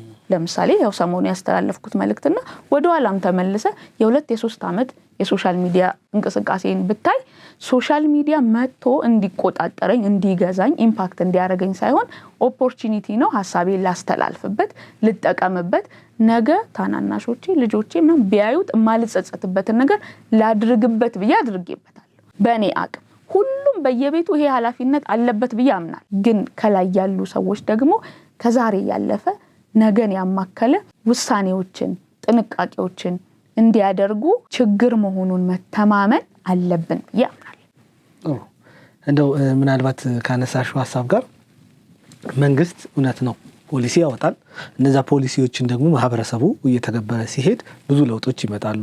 ሜቢ አሁን የኮሪደር ልማቱን ብናየው ኢቭን አዲስ አበባ ከሆነ ጊዜ በፊት የነበረችውን እናያለን። ዘን ከረንትሊ ማህበረሰቡ ቆሻሻ ሲጥል አታይም መንገድ ላይ ማለት ነው። ያ ማለት ምን ማለት ነው? ከላይ የወጣ የሆነ ሩል አለ። ያንን ሩል ደግሞ እየተገበረ ነው ማለት ነው። ኢት ሚንስ አሁን አንቺ እንደምትዩ ይሄ ላይ ያለው አካል አሁን የሆኑ ሩሎችን ቢያስቀምጥ በነዛ ውስጥ ብንሄድ አሁን የዘራነው ዘር አትዘይንዲ ከ30 ዓመት በኋላ ጥርት ያለች ኢትዮጵያ ልጆቻችን የሚደሰቱባት የልጅ ልጆቻችን የሚወርቁባት ትሆናለች አይነት ሴንስ ነው። ትክክለኛ ሐሳብ ነው ማለት መሆንም ያለበት እንደዛ ነው። ሁላችንም ከዘራነው ነው የምናጭደው። አሁን የምንዘራው ስራ ማህበረሰብን ሄዶ የሆነ ጉዳት የሚያደርስ ከሆነ የዛሬ ውጤት ነው ነገ የሚሆነው ማለት ነው። የዛሬ ልፋት ነው ነገ የምናጭደው ማለት ነው። እና አሁን ከዚህ አንጻር ፕራይም ሚኒስቴሩም ሆኑ የትምህርት ሚኒስቴር ኃላፊው እንዲሁም ሌሎች ፖሊስ ሜኪንግ ላይ የሚሰሩት ምን ማድረግ አለባቸው ማለት እንችላለን? ያው ጥሩ ጥያቄ ነው። አሁን እኔ እናንተ እዚህ ቴብል ዙሪያ እንትን ተደርጎ እንደሚታይሽን just አሁን እኛ ለመምከር ሳይሆን ኦር እንደዚህ ያድርጉ ለማለት አንቺ አሁን ፕራይም ሚኒስቴር ብትሆኚ ይሄንን መልእክት እኔ ላንቺ አስተላልፌ ቢሆን ምንድነው ልታደርጊ የምትችው? ቦታው ላይ አንቺ ራስሽን አስቀምጪው። እዚህ ቴብል ዙሪያ ብዬ ጀመርኩልህ አንዳንድ ጉዳዮች እንትን ሲደመር እንትን እዚህ ኳልስቱ እንትን ብለህ እንዳታደርጋቸው። አሁን እኔም ችግሮች ያወራናቸው ችግሮች ውስጥ ይሄ መልስ ነው ይሄን ቢያረጉ ምናምን ልልህ አልችልም። ጥናት የሚጠይቅ ዝግጅት የሚጠይቅ የሰው ኃይል የተማረ ኃይል የሚጠይቅ ጉዳይ ነው። ግን ኪ ፖይንቱ ችግር መሆኑ መታመኑ ነው ብዬ አስባለሁ። መተማመን አለ ወይ እሱ ነገር? ለምን ከቪዲዮ ፊድባክ አሁን ቅድም ምን አገኘሽ ካልከኝ ውስጥ ብዙሃኑ ተቀባይነትን ባገኝ የተወሰኑ የነበሩ ሐሳቦች ምን ነበሩ? ኢንቴንሽናሊ ነው ይፈለጋል የሚሉ ሐሳቦች ነበሩ። ኢፍ ይሄ ነገር አለመሆን ይጠይቃል። አሁን ይሄ የሰው ግምት ነው። መንግስት ኢንቴንሽናሊ ነው ማደርገው አላለንም። የሆኑ ሰዎች ፊድባክ ነው። ሶ ይሄ ነገር ከሆነ ችግር አይደለም። ስለዚህ ምንም አይነት መፍትሄ ለማበጀት ምናወጣው ይፈርታ አይኖር። ችግር ነው። ግን እዛ መንግስት ጋር እንደዚህ አይነት ኢንቴንሽን ካለው ነው ኢንቴንሽን ካለው ሳይሆን ምን መደረግ አለበት የሚለው መነሳት የምንችለው ከዚህ ነው። ኦኬ ትውልድ እያበላሸ ነው ይሄ ነገር ችግር ነው። ከዛ ደግሞ እኔ ኃይል አለ እኔ ጋር ስልጣን አለ እነዚህ ነገሮች ማድረግ እችላለሁ። እኔ እንደ ሃይራርኪ አሁን ያለው መንግስት ችግር መሆኑን ተማምኖ ኢነርጂ ካወጣበት አይስተካከልም ብዬ አላምንም። እንዳልኩ ይሄ ለመሰል አንደኛ መንግስት ያለበት ሀገር ውስጥ ከኖርን ከመንግስት ቁጥጥር ውጪ ነው የምንላቸው ነገሮች መኖር የለባቸው አይደለ? መንግስት መኖሩ አንዱ እንትንስ እዚህ ከቁጥጥር ውጪ ነው። ይሄን ነገር ምንም ነገር ላደርገው አልችልም ሊል አይችልም። ብዙ ዋጋ ሊጠይቅ ይችላል። ቀላል ላይሆን ይችላል እንደምናወራው፣ ግን ከቁጥጥሩ ውጪ ነው ብዬ አላምንም። ስለዚህ የሶሻል ሚዲያ ጉዳይ በሀገር የመጣ አይደለም በዓለም የመጣ ነው። ግን እኔ ሳስበው ያደጉት ሀገራት አንደኛ በተለያየ አቅጣጫ ይሄንን ነገር የሚቋቋሙበት የሆነ የተዘጋጀ ነገር አለ። ከዛ ያ ነገር እነሱ ፈጥረው ሜክ አድርገው ሰርተው ተጠቅመውበት ሲፈልጉ ማኔጅ አድርገውት አይደለም ክልከላ ያለባቸው ሀገሮች አሉ እኮ። እኛ የምንጠቀመውን ቲክቶክ የማይጠቀሙ ሀገራት አሉ። የሀገራቸውን ኮንቴክስት ብቻ መጥነው የሚጠቀሙ ሀገራት አሉ። ሶሻል ሚዲያ በኢትዮጵያ ኮንቴክስት ብቻ የመጣ ቻሌንጅ አይደለም ወይም ኦፖርቹኒቲ አይደለም። በሁለቱም ሳይዝ በዓለም ደረጃ ነው የመጣው። ግን የሁሉም ሀገራትን የሶሻል ሚዲያ ጥቅምና ጉዳት ሄደን ብናጠና ከላይ ያለው አካል እንደመጠነው ነው የሚያመጣው ፖዚቲቭም ኔጌቲቭም ኢምፓክት ሃይራርኪው እንደመጠነለት ነው ብዬ አስባለሁ። ስለዚህ ምን ብለህ ብትለኝ አንደኛ ከትውልድ አንፃር አሁን እኮ ላይ መስል ይችላል። ከትውልድ አንፃር ችግር የሚያመጡ ነገሮች አሉ። ስለዚህ መመጠን አለብኝ። እኔ አሁን አንድ ምን ታደርጊያለሽ እዛ ቦታ ብትሆኝ ብትለኝ እንደ ሀገሬ ኮንቴክስት መጥነዋለሁ አይደለ? ከሆነ ሀገር ነው የተወረወረው አሁን ይሄ ነገር እኛ የሰራነው ነገር አይደለም። ስለዚህ በእነሱ ኮንቴክስት አውድ ነፃነት በተለማመዱት ፍሪደም ልክ የተሰራ ነገር የኛ ኮንቴክስት ምንድነው? አትሊስት ፓይለት ፕሮጀክት ይሆናል። የስካሁኑ እንትን እኮ አሁን ከዜሮ ቢሆን ኖሮ ሶሻል ሚዲያ ራሱ ምንድነው እንዴት ነው የሚሰራው ሊያመጣ የሚችለው ችግርና ጥቅም ምንድነው የሚል ነገር በግምት ነበር የምንሰራው። አሁን ባለፉት አመታት ውስጥ ጥቅሙን አየን፣ ጉዳቱን አየን። ከትውልድ አንፃር አሁን ከምናነሳቸው እኛን ከማይታዩን ደግሞ ከሌሎች ከፖለቲካ አንፃር ብታየው እኮ እርግጠኛ ነኝ ላይ ሄደን ፖለቲክስ ውስጥ ያሉ ሰዎችን ብናያቸው ሶሻል ሚዲያ የሰጣቸው ፓወርም አለ ችግር የሆነባቸው ፓርትም አለ። ወደ መንፈሳዊ ተቋማት ብንሄድ ወንጌላቸውን የሚያምኑበትን ነገር ለማስተላለፍ ለመናገር ኦፖርቹኒቲ ፈጥሮልናል እንጂ አንዳንዱ ደግሞ ባይመጣ ይሻል ነበር ሶሻል ሚዲያ እንደ ተቋም አልጠቀመኝም የሚል መንፈሳዊ ተቋምም አለ። መንግስትም እንደዛ ይላል። ስለዚህ ግን የዓለም ሀገራት ሄደን ብናጠና እኔ ህዝብ ድራይቭ እንዳደረገው ሳይሆን ሃይራርኪ ድራይቭ እንዳደረገው ሲሆን ምንም ነገር መልካም። አሁን የኔ ስጋት ምን እንደሆነ ታውቃለህ? ለዚህ ለሶሻል ሚዲያ ዝም ብለን ኢግኖር አድርገን ኢትስ ኦኬ ያልን የሰጠነውን ፓወር የሆነ ቀን መቀበል ያቀታል። አንዳንዴ ዝም ብለህ እንደ ቀልድ የሰጠውን ፓወር ምልክቶች እያየን እኮ ነው አሁንም አይደል? የሃይማኖት ተቋማት ያንን ፓወር መቋቋም ያቃታቸው አይወክለኝም የሚል ሃይራርኪ ከቤተ እምነት እየወጣ የሆነ ጎረምሳ ልጅ ቤተ እምነቱ ማለት እኔ ነኝ ብሎ የሚቆምበትን የሆነ ነገር እያየን ነው።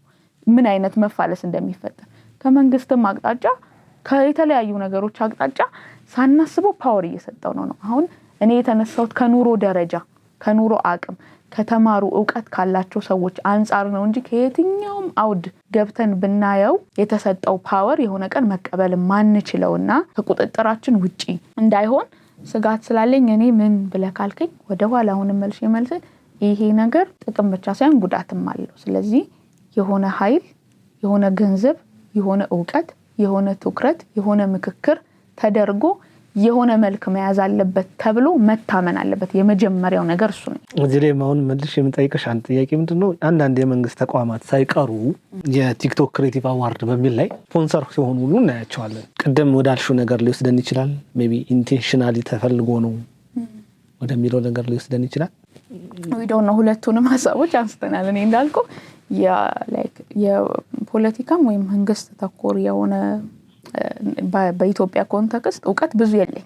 እኔ እሱ ላይ እንድታተኩሪ አልፈልግም። ማለት ፍሪ እንድትሆኝ የፈልገው ነገር ምንድነው ጀስት ፖለቲካውን ሳይሆን እንድታነሽልኝ የፈለግኩ ያለሁት። ኦኬ ጥያቄውን ላስተካክልልሽና ምን ላድርገው መሰለሽ? ጥያቄን አልፈራሁትም። ከዚህ ተነስቼ ልመልስልህ ነው። ችግር የለም። ምናልባት ምንድነው መሰለሽ የኢትዮጵያ መንግስት ተቋማት ሳይቀሩ ጀስት ክሬቲቭ አዋርድ በሚል ላይ ለቲክቶክ ላይ ለሚሰሩ እነዛ ደግሞ የሚሸለሙ ሰዎች አምና ካቻምና የተሸለሙ ሰዎች ስናያቸው ምን አይነት መልእክት ሲያስተላልፉ ነበር አመቱ ሙሉ? ጥሩ ጥያቄ ነው የጠየቀኝ። እኔ አንተ ከመጠየቅ ባለፈ የባለፈው መልእክቴ ላይ ሚስ አንደርስታንድ ያደረጉኝን ሰዎችም እንድመልስ ይረዳኛል ጥያቄው። ለምን መሰለ ያንን ሀሳብ ማንሳቴ ሶሻል ሚዲያን ተጠቅመው ቲክቶክን ተጠቅመው ኑሯቸውን ያሻሻሉ ህይወታቸውን ወይም ኢኮኖሚካል ነገራቸውን የቀየሩ ወጣቶች ላይ አጌንስት ሆኖ እንደመነሳት የታየበት አውዳለና አይደለም የኔ ኢንቴንሽን አይደለም። ምክንያቱም ሶሻል ሚዲያ ቅድም እንዳነሳ ነው ዘመን ያመጣው አንድ ኦፖርቹኒቲ ነው። አንዳንዶች ለመሳደብ፣ አንዳንዶች ሃይማኖት ለማንቆቅስ፣ አንዳንዶች ኑሯቸውን ለመቀየር፣ አንዳንዶች ኢቭን እኛ አሁን ብለን ቅድም እየተነሳን ያለን የዕውቀቱን የፕሮፌሽናሊዝምን እንትን ራሱ ይዘው ሶሻል ሚዲያን እንደ አንድ ግብአት አድርገው የሚጠቅም ነገር ይዘው የመጡበት ኦፖርቹኒቲ ነው። ስለዚህ ይሄንን ዘመን ያመጣውን እድል በዘመናቸው ኮንቴክስት ተጠቅመው ኑሯቸውን መቀየራቸው ፋይናንሻል ነገራቸውን ለምሳሌ 10 አመት 20 አመት የተማሩበት ትምህርት ቅጥር ሊሰጣቸው ያልቻለውን ገቢ ሜክ ያደረጉ ወጣቶች አፕሪሼት መደረግ አለባቸው፣ መሸለም አለባቸው፣ መበረታታት አለባቸው። አምንበታለሁ። አሁን እኔ ስለ አዋርዱ ምናምን ብዙ ባላቅም ፐርሰናሊ ግን አታክ መደረግ ያለበት ግሩፕ ኦፍ ፒፕል አይደለም። ኑሮውን ማለት ደሃ ሀገር ውስጥ እንደሚኖር ሰው ይሄንን እድል ተጠቅሞ ኑሮውን ያሻሻለ ሰው አፕሪሼት ነው መደረግ ያለበት። እኔ አፕሪሼት አደርጋለሁ። ከዛ እመጣልሃለሁ ወደ ሐሳቡ። ከዛ ደግሞ አዋርድ የሚባለው ይሄ ፕሮግራሙ ዝግጅቱ ራሱ it's one of business አይደለ? እሱን ሐሳብ አፍልቆ ራሱ ቢዝነስ ማድረግ ቆንጆ ነገር ጥሩ። ቲክቶክ የሚባል ነገር የፈጠሩልን እኛ አይደለን ምዕራባውያኖች ናቸው። ካመጡ በኋላ ከዚህ ውስጥ የሆነ ቢዝነስ ራሱ ማውጣት አዋርድ ላዘጋጅ እንትን ላድርግ ስፖንሰር ልፈልግ የሚል ወጣት ጀነሬሽን ቢዝነስ ሜክ የሚያደርግ ጀነሬሽን መኖሩ which is good ቆንጆ ነው። ሁለቱ ነገሮች ተገናኝተው በራሱ የሚበረታታ ሆኖ ሳለ አሁን ጥያቄ ምልክቱ የሚመጣው እዛ ቦታ ላይ የሚሸለሙት ሰዎች ማን ናቸው የሚለው ላይ ከዛ ስፖንሰር የሚያደርገው አካል ማን ነው? አሁን እንደ ቢዝነስ ተቋም ካየነው የትኛውም የቢዝነስ ተቋም ስፖንሰር በማድረግ ውስጥ ራሱን ፕሮሞት የሚያደርገው አስተዋውቄ ያዋጣኛል ብሎ ካለ ምንንም መንግስት እንትን እስካልጣለበት ድረስ ምንንም ነገር ሄዶ ስፖንሰር ማድረግ ይችላል የንግድ ተቋም። የመንግስት ተቋማት ሲሆኑ በእኔ አስተሳሰብ ሞር ሪስፖንሲብል ናቸው ብዬ አስባለሁ። ምን ላይ ነው ገንዘብ የምናወጣው? ምን ላይ ነው ሎጓችን? ምን ላይ ነው ሀሳባችን ፕሮሞት የሚደረገው የሚለውን ጥንቃቄ ማድረግ አለባቸው ብዬ አስባለሁ። ይሄ ማለት ግን ቲክቶክ አዋርድ ላይ መገኘት የለባቸው ማለት አይደለም። የሚሸለሙት ሰዎች ማን ናቸው የሚለው is a critical question ብዬ አስባለሁ። ለምን ወደ ኋላ ማሳቤ ላይ ስለ ሞዴሊንግ እያወራን አይደለ? ትውልዱ ሞዴል የሚሆነውን ጄነሬሽን እያየ ነው ወይ አሁን የሚለው ነገር። ስለዚህ መሸለም ከየትኛውም ከስር መሰረት ኮንቴክስቱ ስታየው ቆንጆ አድርገሃል፣ ጥሩ ነገር ሰርተሃል፣ አፕሪሼት እያደረገህ ነው ይሄ ማህበረሰብ አይደል? ይሄ ሀገር ገንዘብ አውጥቶ ፕሮግራም አዘጋጅቶ ሽልማት አዘጋጅቶ ፕሮሞት እያደረገ ነው። እሱ ላንተ ሽልማት ነው። ቀጥሎ ለሚመጣው ጄነሬሽን ምንድነው እንዳንተ መሆን ፈልጋለሁ የሚል ምሳሌነትን እየሰራ ነው። ኦኬ እዚህ ሀገር የሚያሸልመው ገንዘብ የሚያሰጠው ክብር የሚያሰጠው የሆነ ቦታ ስገኝ ከፊት የሚያስቀምጠው እንደ ቢኒያም መሆን ነው ብሎ ሞዴሊንግ ይወስዳል፣ ምሳሌነት ይወስዳል ማለት ነው። አሁን የኔ ጥንቃቄ መደረግ አለበት የሚለው ዋና ፖይንት እሱ ነው። ቲክቶከርስን መቃወም አይደለም፣ እዛ ላይ ገንዘብ አይፍሰስ አይደለም፣ ፕሮሞት አይደረግ አይደለም። እንደ አንድ ዘመኑ እንዳመጣው ኦፖርቹኒቲ እና ያንን ተጠቅሞ ቢዝነስ እንደፈጠሩ ወጣቶች አፕሪሼት ነው ማደርጋቸው። ግን እዛ ኮንቴክስት ውስጥ ትውልድ የሚል ነገር ካነሳን ወይ ይሄ እልፍ ማለት ይጠይቃል። አንዳንድ ነገር እዚሁ የምታስብ ከሆነ በቃ እዚህ ድረስ ነው የምናስበው። አልፈን ትውልድ እኔ ሀገር እኔ ካልን ግን የሚሸለሙ ሰዎች ኮንተንት አይደለም በሶሻል ሚዲያው ቋንቋ የሚባለው ኮንተንት ላይ ጥንቃቄ ማድረግ አለብን። ለምን ከስር እየመጣ ያለ ጄነሬሽን አለ። አሁን ትውልድ ሲባል ጄነሬሽን ሲባል ለብዙ ሶሳይቲ ሩቅ ነው። ልጅህ ማለት ነው ባይዘው ማለት ቀጣይ ትውልድ ቀጣይ ጄነሬሽን ማለት ቤትህ ያለችው ትንሽ ልጅ ማለት ነው። አዲስ የሆነ የሚፈልቅ የሚበቅል ነገር ማለት አይደለም። ቋንቋው ትንሽ እንትን ስለሚሆንበት ነው። ገና ቀጣዩ ትውልድ ጄነሬሽን ያለሽ አንቺ ምናምን ነገር ምንድነው ጄነሬሽን ማለት? ትውልድ ማለት እኮ ልጆቻችን ምን ላይ 2 አመት 3 አመት ልጅ ካለ ከዛሬ 20 አመት በኋላ የሷ ታይም የሆነበት ዓለምን እሷ የምትዘውርበት ሊድ የምታረግበት ሲዝኗ የሚሆንበት ጊዜ ይመጣል። በዛ ጊዜ የምትገናኘውን ዓለም እናስተካክልላን ነው። ዛሬ የሩቅ ነገር አይደለም። አሁን የሚያዳምጡን ሰዎች ቤታቸው ስለሚያድጉ ልጆች ነው የምናወራው ትውልድ ስንል። ስለዚህ ሞዴሊንግ እንሰጣቸዋለን። ስልክ ላይ ያሉ ቲቪ ላይ ያሉ ምናምን መሸለማቸው ሳይሆን የሚሸለሙበት ሀሳብ ምንድነው የሚለው ነገር ምሳሌነትን ይፈጥራል። እሱ ላይ ጥንቃቄ መደረግ አለበት። ስፔሻሊ የመንግስት ተቋማት ስፖንሰር ያደርጋሉ ላልከኝ ምንድነው የሚለው ነገር ታይቶ ቢሆን ሞዴሊንጉን እናስተካክለዋለን፣ ምሳሌነቱን እናስተካክለዋለን። አሁን እኛ ብዙ ጦርነት ያስተናገደ ሀገር ነው አይደል? ሀገራችን የሆኑ ሶሳይቲ ውስጥ ስትሄድ ጀግና አሪፍ ምናምን እየተባለ ያየ ልጅ ሲያድግ መግደልን ቤተክርስቲያን አምጥተ ራሱ ኃጢያት ልታደርግበት እስካትችል ድረስ መልካም ሐሳብ ሆኖ ይቀረጽበታል። ለምንድን ነው? መግደል ቆንጆ ነገር ስለሆነ ከተፈጥሯችን ጋርም ስለሚገናኝ እንኳን አይደለም።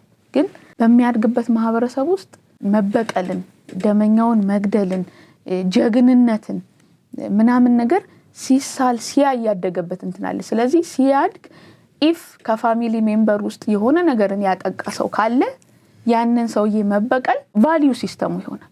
ወይም ህይወትን የሚለካበት ጀግንነትን የሚለካበት ኖር ያለው በቃ የሚለው ያ በዛ ማህበረሰብ ውስጥ ያደገ ልጅ ያ ነው። አሁን ከተማ ኮንቴክስት ውስጥ እናምጣው። ቲክቶከር መሆን፣ ሶሻል ሚዲያ ላይ መስራት፣ ዕውቀትን ማምጣት በራሱ መጥፎ ላይሆን ይችላል። ኮንተንታቸውን ተከትሎ ግን ጥሩ ማለት ይሄ ነው፣ ጀግና ማለት ይሄ ነው፣ ተሸላሚ ማለት ይሄ ነው አይደል? ብዙ ላይክ ቃል በቃል ልልል ባልችልም ዘፈን እንትን ባልልም ግን ዘፈኖቻችንን ብናይ ጀግና የሚያደንቁበት መንገድ ከመግደል ጋር የተገናኘ ስለሆነ የሆነ ማህበረሰብ ውስጥ መግደልን ሄደ ኃጢያትን ይሄ ከቫልዩ ሲስተም ከሴትም አንፃር መጥፎም ልታደርግበት አትችልም። የክብሩ ጉዳይ ነው። ማህበረሰብ ውስጥ የሚከበረው ቅድሚያ የሚሰጠው አሪፍ የሚባለው ከዛ ነገር ጋር ይገናኝበታል። አሁንም በከተማ ኮንቴክስታችን ሞዴሊንግ እየሰጠን ነው፣ ምሳሌነት እየሰጠን ነው። በቀጥታ እነሱን አሁን እነዚህ ሀሳቦች ሲነሱ እንዳልኩ እልፍ ብለ ትውልድን ካላሰብክ የሚመስለው የሆነች 2 እና 3 የምናውቃቸውን የሆኑ ኑሯቸውን በሶሻል ሚዲያ የቀየሩ ልጆችን አታክ ማድረግ ነው የሚመስለው። ግን which is እሱ አይደለም። እንዳልኩ እኔ አደንቃለሁ እነሱን ነገሮች መደነቅን ያለባቸው ቆንጆ።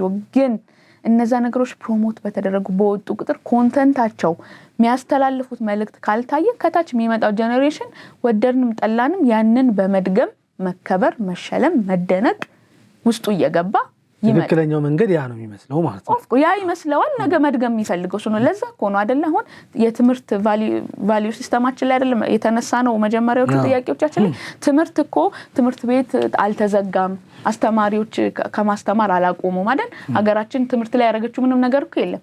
አይ ባልማርስ የሚል ጄኔሬሽን እየተፈጠረ ያለው ይኸው እኮ ምንለውን ቫልዩ ሲስተም እየተካኮ ነው። የሆነ ነገር ካደረግኩኝ which is ኑሮዬን አሸንፋለሁ። ኢንፎርማል ኤዱኬሽን የሚለው መጣ ማለት ነው። በቲክቶክ ዞሮ መጣ። ኢንፎርማል ኤዱኬሽንንም ስናነሳ አሁን እኔ ከ20 እና ከ30 ዓመት በኋላ አሁን ሀገራችን ያለችበት ሁኔታ ላይም ላትሆን የትምህርት አሰጣጧም ሊቀየር ይችላል። ምናልባት ከቴክኖሎጂ ጋር ብቻ የተያያዘም ሊሆን ይችላል።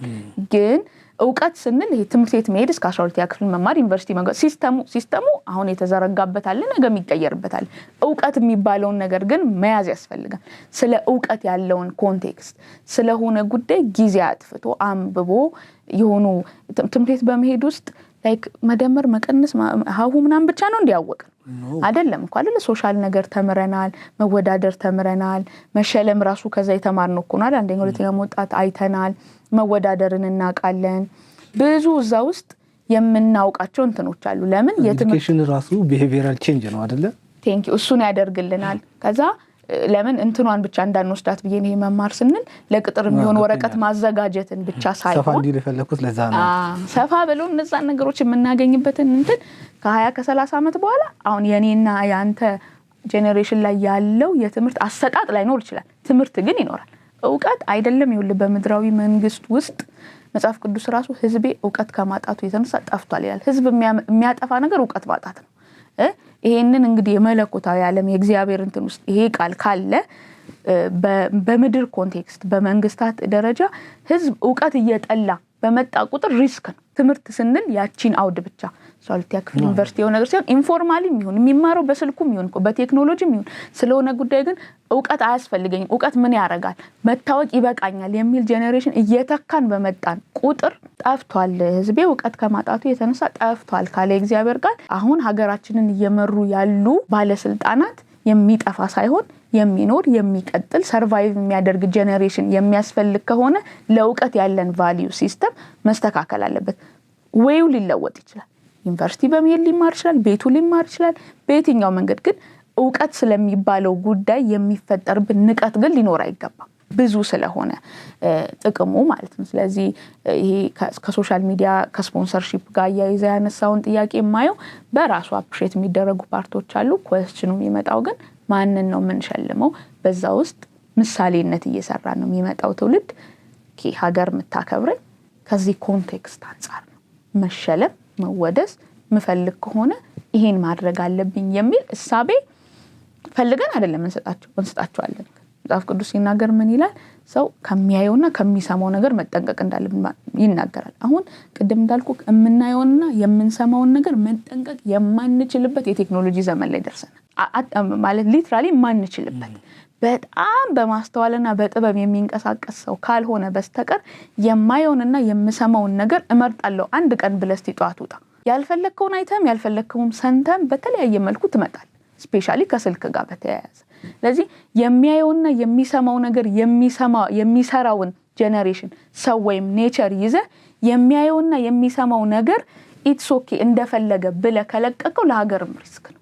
የሚሰማውና የሚያነበው የሚያየው ነገር በሆነ መጠንና ቦክስ ውስጥ መሰራት አለበት።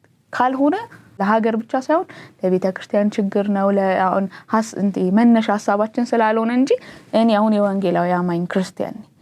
በግልሽ ምን ታስብ? ሶሻል ሚዲያ ጠቀመ ወይ ለወንጌል ብለሽ ታስቢያለሽ ብትለኝ አልጠቀመም ብሎ ከሚመልሱት መካከል ነኝ። አይ ብሎ የሚከራከሩ አሉ። አይ ወንጌል እኮ ተሰበከ እንዲሆነ እንደዚያ ሆነ። ሁሉ ነገር እንትን ይኖራል፣ ቫልዩ ይኖራል። ቅድም ስለ ኮሪደር ልማቱ ስታነሳለን ኮሪደር ልማትን በጣም አፕሪሼት የሚያደንቅ ኢንጆይ የሚያደርግ ሰው አለ። ምን ደግሞ ብሎ ኔጌቲቭ የሆነውን የሆነ ፓርት የሚያነሳል ሰው አለ። እኔ ሰምሃው ሎጂካል ለመሆን መሞክር ሰው ነኝ። አሁን ባለው የሀገራችን መንግስት ላይ ይሄ ነገር ቢሻሻል ብዬ የሆነ ሐሳብ ሳቀር የተሰሩ ፖዚቲቭ ነገሮችን ዜሮ በማስገባት ውስጥ መሆን እንደሌለበት አምናለሁ። የትኛውም የዓለም ሀገር ደግሞ ብንዞር ከጥግ እስከ ጥግ 100% ህዝብ ፈርሞ ተስማምቶ የፖለቲካ አይዲዮሎጂውን የሚሰራውን ነገር የሚደረገውን እያንዳንዱን ነገር ያጸደቀለት መንግስት የለም። ተቃዋሚ ይኖራል፣ ደጋፊ ይኖራል። ኢትስ ፋይን። የኔ መቆሚያ እንዳልኩ በመካከል ላይ ነገስታት ስፒሪቹዋል ካውንተር ያስፈልጋቸዋል። ይሄ የእምነት እንትን አይደለም፣ ፕሮሞሽን አይደለም።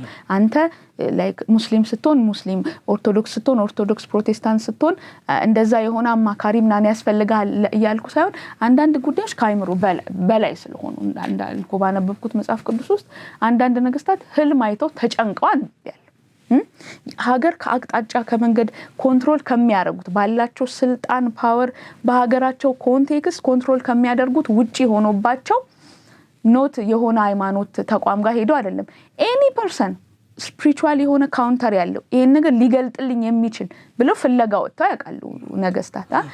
ጠንቋይም መጥቶላቸው ያውቃል፣ መተተኛም መጥቶላቸው ያውቃል፣ እግዚአብሔር አለኝ የሚልም መጥቶላቸው ያውቃል። መፍትሄ ካገኙበት ጋር ግን ለሀገር የሚጠቅመውን ሐሳብ ወስደዋል። ማይ ፖይንት የኔ ስታንድ የኔ መቆሚያ እሱ ነው። ግን እንደ ሎጂካል እንደ አንድ ሀገር ዜጋ ደግሞ የሆኑ ሐሳቦችን ይሄ ነገር ቢደረግ ብዬ ይዤ ስመጣ ምንም አልተሰራም ምንም አልተደረገም የሚል የእንትን ሐሳብም ይጃል አፕሪሼት የምታደርገውን አፕሪሼት ታደርጋለህ which is ፖዚቲቭ አቲቲዩድ ቢኖረኝ ነው ባይዘው አንተም ስጠራኝ የመጣሁት ሶሻል ሚዲያ ላይ ሐሳቤን ያጋራሁት እንጂ ያልታየውን ለማሳየት ነው አንቺ ኢንቴንሽን በቃ ፍርሃትና ላለው ሃይራርኪ ኔጌቲቭ አቲቲዩድ ቢኖረኝ ሐሳብም አይቀበልም እንዲቦንስ የሚል ስሜትም ያልተሰማኝ እንዳልኩ የፍርሃት እንትንም ያልኖረኝ ከዛ አንፃር ነው። ግን አንዳንድ ነገሮች ቢታወቁ አሁን ካንዱ ከኮሜንቶቹ አንዱ ምን ለቀባሪው አረዱት አሁን ይሄና ያቁም ብለሽ ነው ወይ ምናምን የሚባሉ ነገሮች ነበሩ። እኔ እንደው ልዩ መገለጥ አምጥቻለሁ ማንንም ማያውቀው ምናምን የሚልም ሐሳብ የለኝም። የብዙ ሰው ሐሳብ ምናልባት እኔ በድፍረት ተናግሬያለሁ። ኔክስትም ከሀገር አንፃር የሚመጣልኝ እንደሱ አይነት ነገር ካለ አደርገዋለሁ። የማደርግበት ስታንድ ይሄ ሆኖ ሳለ ለምን መሰለክ መጽሐፍ ቅዱስ ለነገስታት መጸለይ እንዳለብን ይናገራል። ለምሳሌ ይሄ ነው ባንተ ፊት አለም በእግዚአብሔር ፊት ጸልያለሁ መጸልየው በጣም አሁን ያለው ፖለቲክስ ኮንፈርት ስለሰጠኝ አይደለም። መጽሐፍ ቅዱስም የሚለው ፖለቲካል አይዲዮሎጂ ሲመቻችሁ ጸልዩ ለነገስታት የቆረቆራችሁ ቀን ደግሞ አይደለም የሚለው። እንደ ሰው የምታረገው ነገር አለ፣ መንፈሳዊነትን ወክለ ስትቆም የምታደርገው ነገር አለ። እድል ሲዝን የሆነ ነገር እንደተሰጠው አካል ጸልዩ ይልና ለምንድን ነው መጸልየው? ልደግፈው ነው ላወርደው ነው ላቆመው ነው መጸልየው ብለህ እንዳትጠይቅ እግዚአብሔር ቃል ሲናገር ምን ይላል? አንደኛ ለአንድ መንፈሳዊ ሰው ወይም ደግሞ የሆነ ማምንበት አምላክ ምለው አካል አለ እሱን ማስተላለፍ መናገር ለሌሎች መስጠት ፈልጋለሁ ለሚል ሰው መጀመሪያ የሚያስፈልገው ነገር የመንቀሳቀስ ነፃነት ነው። መጽሐፍ ቅዱስ እንደዛ ይላል። ለወንጌል መስራት እንድትችሉ ማስተላለፍ የምትፈልጉትን እውነት እንድታስተላልፉ ለነገስታት ጸልዩ፣ ሰላም እንዲያደርጉት በመጀመሪያ ኤንቫይሮንመንቱን። እናንተ እኮ የምድር መንግስት አይደለም ጉዳያችሁ፣ ስልጣን አይደለም ጉዳያችሁ፣ የሰማይ ነው። የሰማዩን መስራት እንድትችሉ ግን ይሄኛው ሰላም መሆን አለበት። ማስተዋል ጥበብ የሚታዩ ችግሮች እንዲፈቱ ለነገስታት ጸልዩላቸው፣ ለሁሉም ሰው ደግሞ ጸልዩ ይላል። ስለዚህ በዚህ ስታንድ ውስጥ የሆነ ትውልድ አሁን እኔ ብቻ አንተ ብቻ ምናምን ሳይሆን የሆነ ትውልድ ያስፈልገናል ብዬ አስባለሁ። የሆነ ወጣት ያስፈልገናል ብዬ አስባለሁ። ምንም ምላሽ ያልፈለገ ባካፕ የሚያደርገው ምንም አካል የሌለ ግን ሀገር ትውልድ ነገ የሚባል ነገር አይቶ ምክር ሐሳብን የሚያመጣ ትውልድ ያስፈልገናል ብዬ አስባለሁ። ምንም አይነት ይሄ ፖለቲካል ኢንቴንሽን የሌለው ሀገር የሚታየው ሐሳብ ኢንተርቴን የሚያደርግ ይሄን ነገር ግን ሳስበው ከዚህ አንፃር አያዋጣም።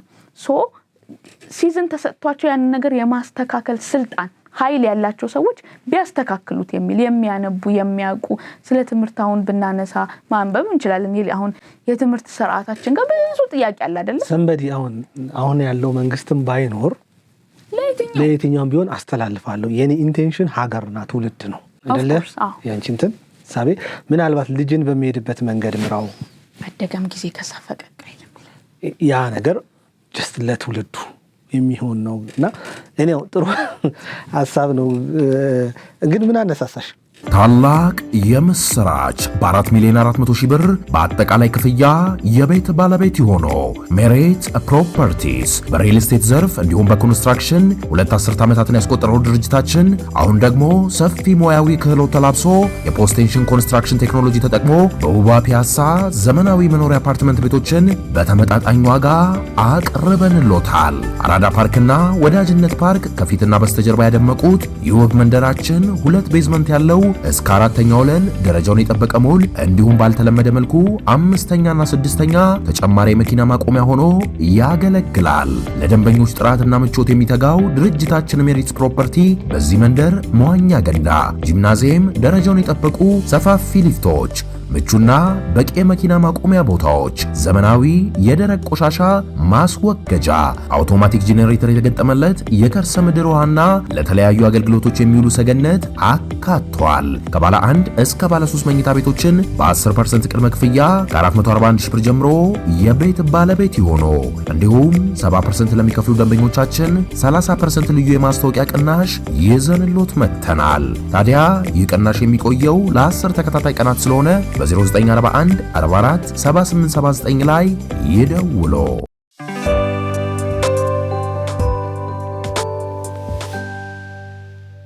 ከበፊት ጀምሮ ምን አስባለሁ መሰል ከበፊት ጀምሮ ስልክ ይሄ የሆነ የእድሜ ክልል አለ አይደለ አይዲያ ኢንተርቴን ማድረግ የምትጀምርበት እና ከሰዎች ጋር በከተማቸው ነገር በሆነ ጉዳይ ምናምን ቁጭ ብለን የመመካከር ነው ኢትስ ጉድ ኢንሳይት ምናምን ሲሉኝ እነዚህ ሰዎች ስለራሳቸው ላይፍ ነው ስለራሳቸው ህይወት ነው ስለራሳቸው ነገ ነው የጠየቁኝ።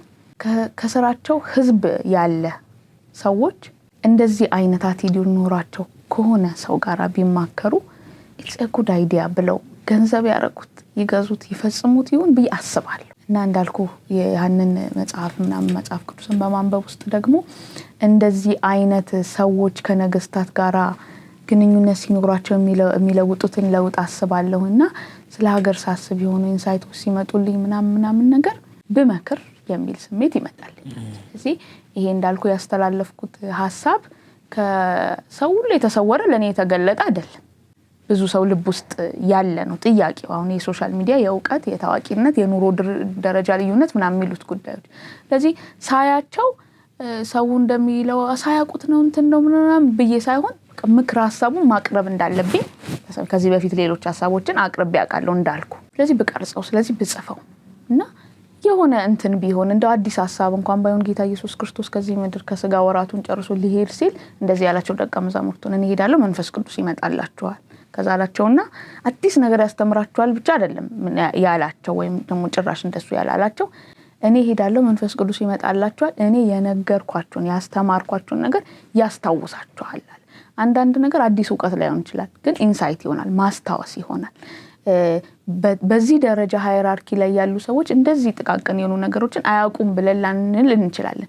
ከብዙ የኃላፊነትና የሥራ ጫና ውስጥ ኢግኖር የተደረጉ ግን ብዙ ነገር ያበላሹ ያሉ ሐሳቦች ግን ካሉ ኢንሳይት ማድረግ ማስታወስ which is good ብዬ አስባለሁኝና እግዚአብሔር ረድቶኝ ይሄ ሐሳብ ፕሮሞት ሆነ እንጂ ሌሎች ሐሳቦችን ጽፌ ያውቃለሁና መነሻ እንትኔ በቃ አይተውት የሆነ ሐሳብ አዋጥቼ የኔን አትሊስት ሪስፖንሲቢሊቲ ይወጣለው የሚል ያስተላለፍሽው መልእክት ምናልባት ፕራይም ሚኒስቴሩ ጋር በቀጥታ ዓለም የትምህርት ሚኒስቴር ሌሎች ጋር የመንግስት አካላቶች ጋር ደርሶ ሊሆን ይችላል አልደረሰም ሊሆን ይችላል የምናውቀው ነገር የለም ግን ተከበራለች ሰው እንግዲህ በደረሰበት በዛ ይመላለስ ይላል እግዚአብሔር ቃል። እኔ የደረስኩበት ስለክ እውነት ጥሩ አይደለ እውነት እኔ አሁን ከተማ ውስጥ ነው የምኖረው ቅድሚያ ፌስ ከማደርጋቸው ከሚታዩኝ ቅርቤ ከሆኑ ጉዳዮች መካከል ነው ይሄ እንዳልከው ትንሽ ነው ብዬ ባላምንም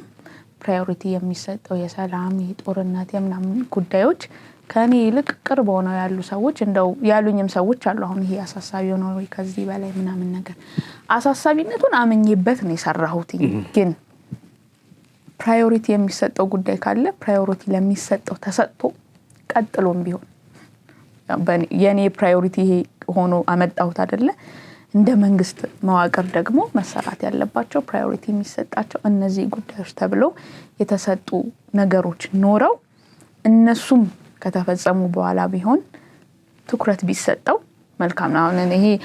አሁን ለምን አልጮኸም፣ አሁን ለምን አልደረሰም፣ አሁን ለምን አልተፈጸመም የሚል እንትን የለኝም። ምናልባት ደርሶም እኮ ይሄ ጉዳይ የኛ ሀገር ስጋት አይደለም የሚል ምላሽንም ሊያገኝ ይችላል ወይ አላቅም። እንዳልኩ የኔን ሪስፖንሲቢሊቲ ነው የተወጣሁት። ፕራዮሪቲም ተሰጥቶት ወደ ኋላም ወደፊትም ተደርጎ ይፈጸም እንደሚደርስ አምናለሁ። ከዛ አንደኛው እምነቴ እሱ ነው፣ እንደሚደርስ አምናለሁ መልእክቱ። ከዛ አንቺ እንዴት ምናምን ለሚሉኝ ሰዎች ደግሞ ነገስታት መመከር አለባቸው ብዬ ደግሞ አምናለሁ። የምመራበት የህይወት መጽሐፍ ውስጥ ያገኘሁት ሐሳብ ስለሆነ ምንም አይነት ከኋላ የሆነ ሀገር የሚጎዳ ወይም ደግሞ ለፐርሰናል ኢንትረስት የሆነ ነገር የመፈለግ ኢንቴንሽን በሌለባቸው አምላክ ፈር በሆኑ ሰዎች ምክር ያስፈልጋል፣ አማከር ያስፈልጋል። ከፖለቲካው አውድ ውጪ ሰዎች ናቸው በቃ ብዬ አምናለሁ። ከስልጣኑ ባሻገር ያንን ነገር አምናለሁ። ሐሳቤን ይዤ መጥቻለሁ። ፕራዮሪቲ የሚሰጠው ሌላ ጉዳይ አለ። በጣም ጥሩ በፕራዮሪቲ ደረጃም ከተያዘኩ ጥሩ ነው። ከዚህኛው ቀጥሎ ይሄኛው ተብሎ ትኩረት ከተሰጠው ጥሩ ነው። ለኔ ግን እንዳለሁበት የእድሜ የከተማ የምናምን ኮንቴክስት ይሄ ጉዳይ ብዬ ሳስበው ካሁን ያለፈ ወደ ነገ እንዲጠነሰው አንዳንዴ አንተ የምትለው ሳይሆን ማለት የሚፈልገው ነው የሚያዳምጠው። አሁን እኔ በታዋቂና በአዋቂ መካከል የኑሮ ደረጃ ልዩነት መምጣቱ ብቻ አይደለም ያሳስበኝ።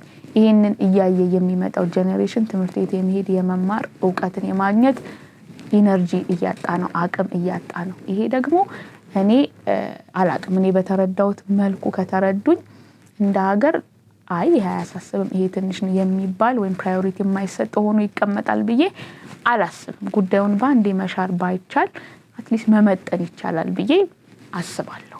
ስለዚህ በዛ ደረጃም ከተያዘ which is በጣም ጉድ ብዬ ነው ማስበው። አንዳንዴ አንድ ሐሳብ አቅርበህ አይተህ ከሆነ የሆነ ሐሳብ ሰዎች ወደ ሚዲያ ይዘው ይመጡና ሐሳባቸው ሳይሆን እነሱ ነው ፕሮሞት የሚሆኑት። ብዙ ሚዲያ ነው አሁን የደወለልኝ ከዛ ሐሳብ በኋላ ግን ሁሉም ጋር ቢሄድ ቢያስብ ማወራው ይጣፋኛል ምናምን ብዬ አይደለም ያልሄድኩት። ግን ሐሳቡ ይጣልና አንተ ነህ እንትን የምታደርገው። ኢንቴንሽኔ ሐሳቡን ማስተላለፍ ነው። በእኔ ኮንቴክስትና አውድ ውስጥ የእኔ ጉዳይ ነው ብዬ በማስበው ሶሳይቲ ውስጥ በቂ የሆነ እውቅናም ኢንጌጅመንትም ሶሻል ሚዲያም አለ። ይሄ የኔ መድረክ አይደለም። ግን ከዛ ቦታ ከዛ ቤት መፍትሄ መምጣት አለበት፣ ሐሳብ መምጣት አለበት ብዬ ስለማመን እዚህ ቦታ መጥቼ ሐሳቤን ማስተላለፍ። ግን እየዞርኩ ወደ በየሚዲያው ሐሳቡ ተጥሎ ትዝታ ፕሮሞት እንድትደረግ አልፈልግም። አሁንም ፕራዮሪቲ ተሰጥቶት አሁን በመፈጸም ውስጥ ራሴን የሆነ ነገር ማድረግ አይደለም። ችግር የለውም ተይዞ የዛሬ ዓመትም ከሆነ አሳሳቢነቱ ፊልም የሚደረገው ኢትስ ኦኬ። ኢንሳይቱ ይኑር፣ አቅጣጫው ይኑር፣ ምክሩ ይኑር። ዳትስ ማይ ፖይንት። ጥሩ እንግዲህ በአዋቂዎችና በታዋቂዎች መካከል የኑሮ ልዩነት አለ። ኦብቪስሊ የምናየው ነገር ስለሆነ ማለት ነው። ግን ይሄንን ማጥበብ የምንችልበት መንገድ ይኖራል ወይስ ዘንድ ደግሞ ለምሳሌ የሆነ ትዝ የሚለኝ ልጅ ነበረ፣ ስሙን በእርግጠኝነት ባላቆም መምህር ነው፣ ፊዚክስ መምህር። ሶሻል ሚዲያን ፕሮፐርሊ ተጠቅሞ ስራዎችን እየሰራ ያለ ልጅ ነው እና እንደነዚህ አይነት ስራዎችን የሚሰሩ አዋቂዎችን ለመሸለም ብንፈልግስ ምቹ አሰራር ይኖራል ወይ? አንድ ላይ አያይዘሽ እንድትመልሽልኝ ብዬ ነው። አንደኛው ጥያቄ በአዋቂዎችና በታዋቂዎች መካከል ያለው የኑሮ ልዩነት እንዴት ማጥበብ እንችላለን? አያይዤ የምመልሰው ደግሞ አዋቂዎችን መሸለም ብንፈልግ ምቹ አሰራር አለ። እሺ ከቃሎቹ ስንነሳ በእኔ መረዳት ውስጥ በእኔ እውቀት ውስጥ ታዋቂነት ያው ኖቲስ መደረግ ነው።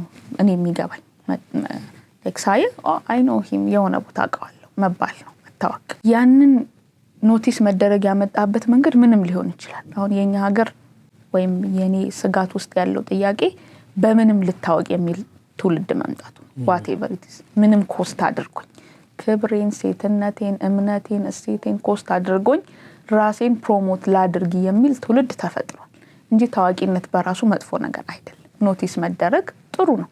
ኖቲስ ማድረግ በመልካም ነገር ቢሆን ደግሞ which is በጣም ጥሩ ነው።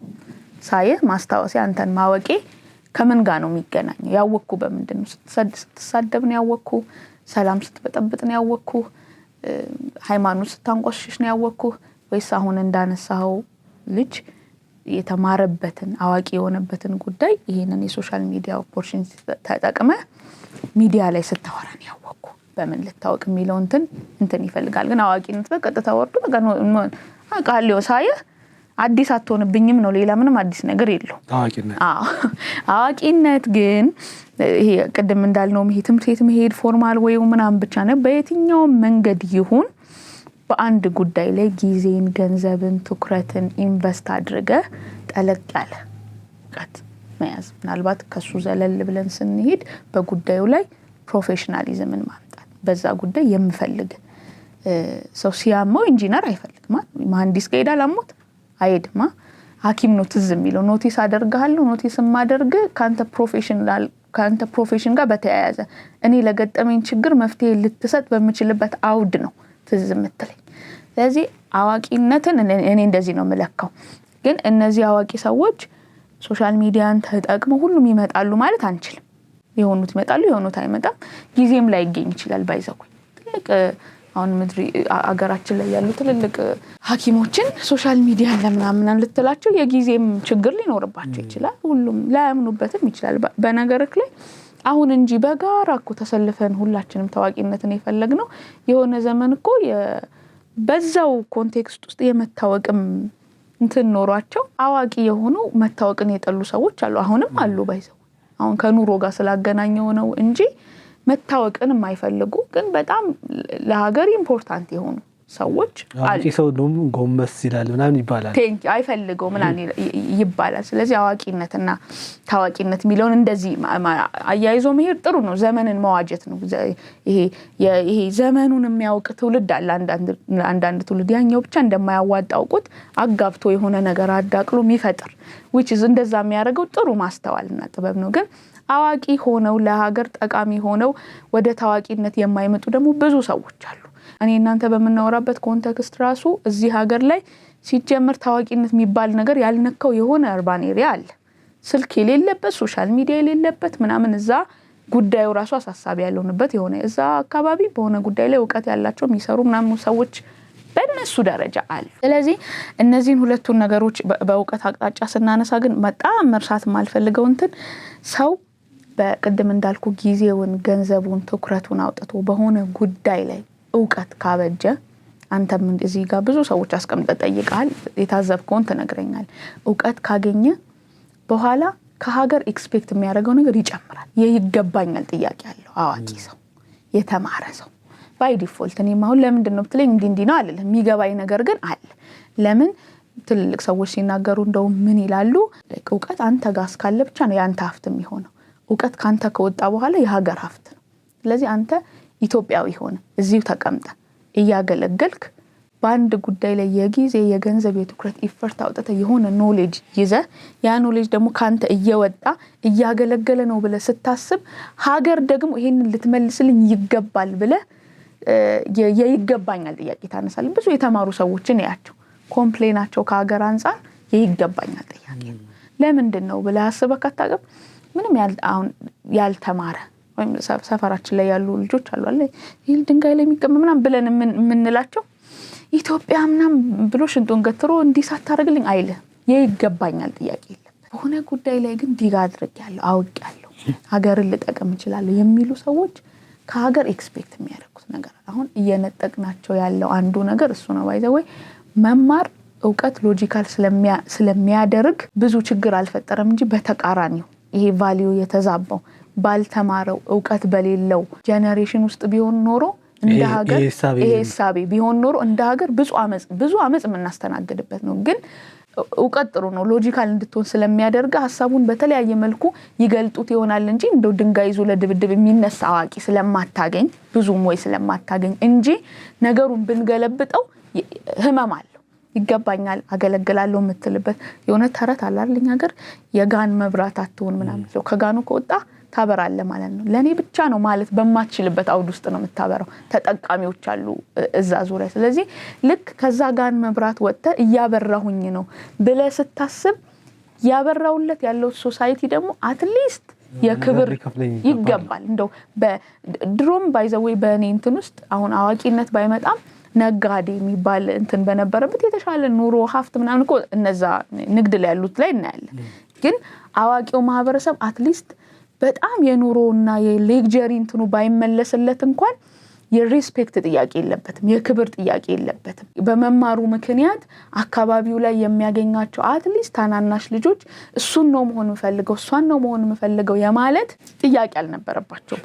ስለዚህ አዋቂነት ይገባኛል ጥያቄ ያስነሳል ብዬ አስባለሁ። አሁን በዋናነት እየተነጠቀ በተለያየ መልኩ ያለው አንድ ነገር ስለሆነ እንዴት መሸለም ብንፈልግ ሲስተም አለ ወይ ላልከኝ ኢን ዘ ፈርስት ቲንግ እውነት ለመናገር የመሸለም አይደለም አሁን ያዋቂው ጥያቄ የመኖር ነው የመብላት ነው ሰርቫይቭ ማድረግ ነው እንጂ አዋርድ ለምን አልተዘጋጀልንም የሚል አይመስለኝም። በራሱ መንገድ ውስጥ ተምሮ ተመርቆ ጥሩ ውጤት ሲያመጣ ተሸልሞ ምናምን ስርዓት ባለው መልኩ የመጣው ሰው ነው የሆነ ፕሮፌሽን ላይ ያለው። ስለዚህ ፕሮፌሽኑን አወዳድረ እንደ ሀገር ሸልሞ ምናምን ከፈለግን እንደው ሎንግ ረን ልናመጣው እንችላለን። ለምን ሶሻል ሚዲያም አልነበረም አይደል አዋርድም አልነበረም እንዲኖር የፈለጉና በጉዳዩ ላይ የሆነ ኃይል ያወጡ ሰዎች ናቸው አሁን መሬት ላይ እንዲኖር ያደረጉት።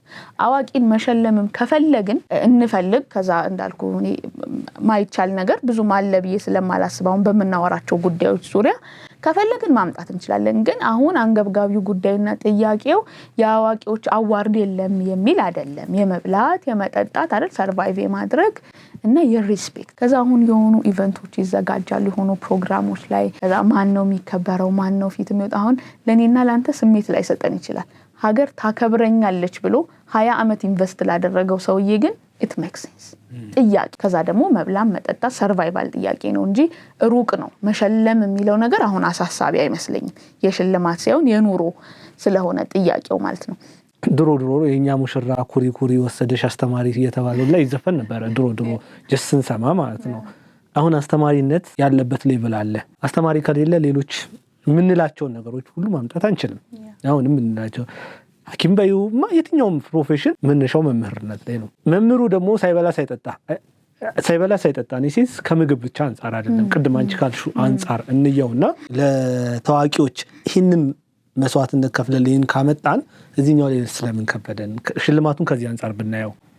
እሺ አንድ ነገር ስታነሳ ትዝ ብሎኝ ነው አሁን የስልኬን ያነሳሁት። አሁን በአለማችን በትምህርት አቅጣጫ ጥሩ የሚባል ስርዓት ያላት ሀገር ተብላ የምትታሰበው ካልተሳሳትኩ ፊንላንድ ናት።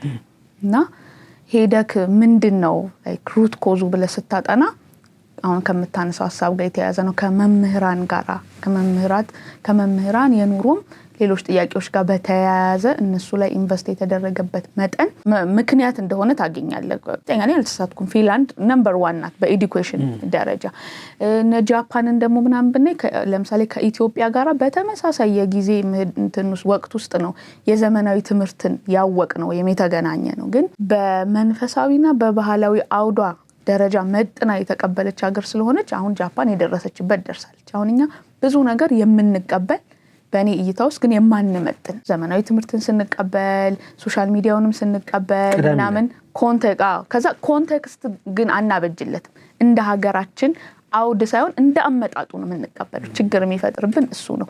ግን የተቀበሉ እኩል ከኛ ጋር የተቀበሉ የሀገር ኮንቴክስታቸውን የትውልዳቸውን ሜንታሊ የደረሰበትን ስፒሪቹዋሊ የደረሰበትን ፋይናንሻሊ የደረሰበትን ስቴጅ አይተው እንዴት ልቀበሉ ያሉ ሀገራት አግባብተው ሲቀጥሉ እናያለን።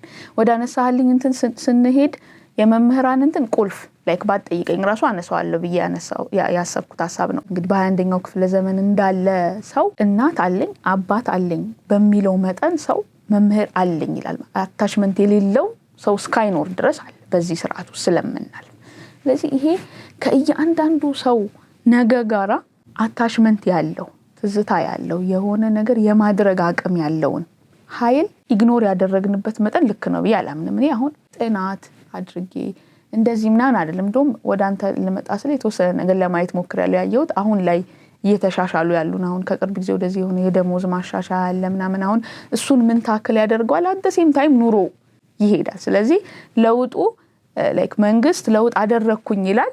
አንተ ግን ኑሮ ላይ የሚመጣ ለውጥ የለም። ለምን ያንተን ደሞዝ አሳሽልልሃለሁ ኑሮ አብሮ ደግሞ ከፍ ይላል። ምሬትክ ላይ ትራንስፖርቴሽንህ ላይ በአግባቡ ብቻ ያንን ጄኔሬሽን እንዳትቀርጽ አፌክት የሚያደርግ ነገር ላይ ግን ለውጥ አላመጣም። ደሞዝ ግን እጨምርልሃል። አሁን ይሄንን ከመንግስት አንፃር መጥፎ አድርገን ልናነሳው አንችልም። የቻለውን ጥረት እንደማድረግ ነው። አሁን ደሞዝ መጨመርን የቻለውን ጥረት እንደማድረግ እናየዋለን። ግን ውጤት አምጥቷል የሚል ነገር ደግሞ መታየት አለበት። ውጤት ካላመጣ ስቲል ትኩረት ይፈልጋል፣ ስቲል ስራ ይፈልጋል ማለት ነው። በጣም የእውነት እንባይ እስኪመጣ ድረስ ካነበብኳቸው ኮሜንቶች ውስጥ የሐኪሞችና የመምህራን ኮሜንቶች በጣም ስሜት የሚነኩ ነበሩ በዛ ቪዲዮ ውስጥ። እንደው እኔ እያወራ ያለው ስለ ጄኔሬሽን ስለ ቀጣዩ እንኳን ቢሆን እነሱ ላይ ከአንዳንዴ ጩኸትህን አይደለ እንትን የምታደርገው በቃ ቴንኪው ሐሳባችንን እንደዚህ ሆኖ ምናምን እና እኔ መምህር ነኝ አጋጣሚዎቻችን እንዲ ላይክ ፔጅ የሚያክል እንትኖች የጻፉልኝ ሰዎች አሉ። እኔ አስተማሪ ነኝ በዚህ ውስጥ ነው ማልፎ እንዲ ነው ማደርገው ምናምን ኢትስ ኖት ይሄ ኤሌመንታሪ ፕሪፓራቶሪ ምናምን የሚያስተምሩ አይደለም በዩኒቨርሲቲ ደረጃ እንኳን የሚያስተምሩ ሰዎች አሁን እዛ ሁሉ ስቴጅ ላይ በሁሉም ስቴጅ አሁን አንዳንዴ እኔ ሎጂካል ሆነልና የመምህራንን ጉዳይ ዩኒቨርሲቲ ስቴጅ ላይ ያሉ አስተማሪዎች ደህና ናቸው ፕሪፕ ላይ ነው ችግሩ ወይም ኤሌመንታሪ ላይ ነው ብዬ ለማየት ሞክራለሁ።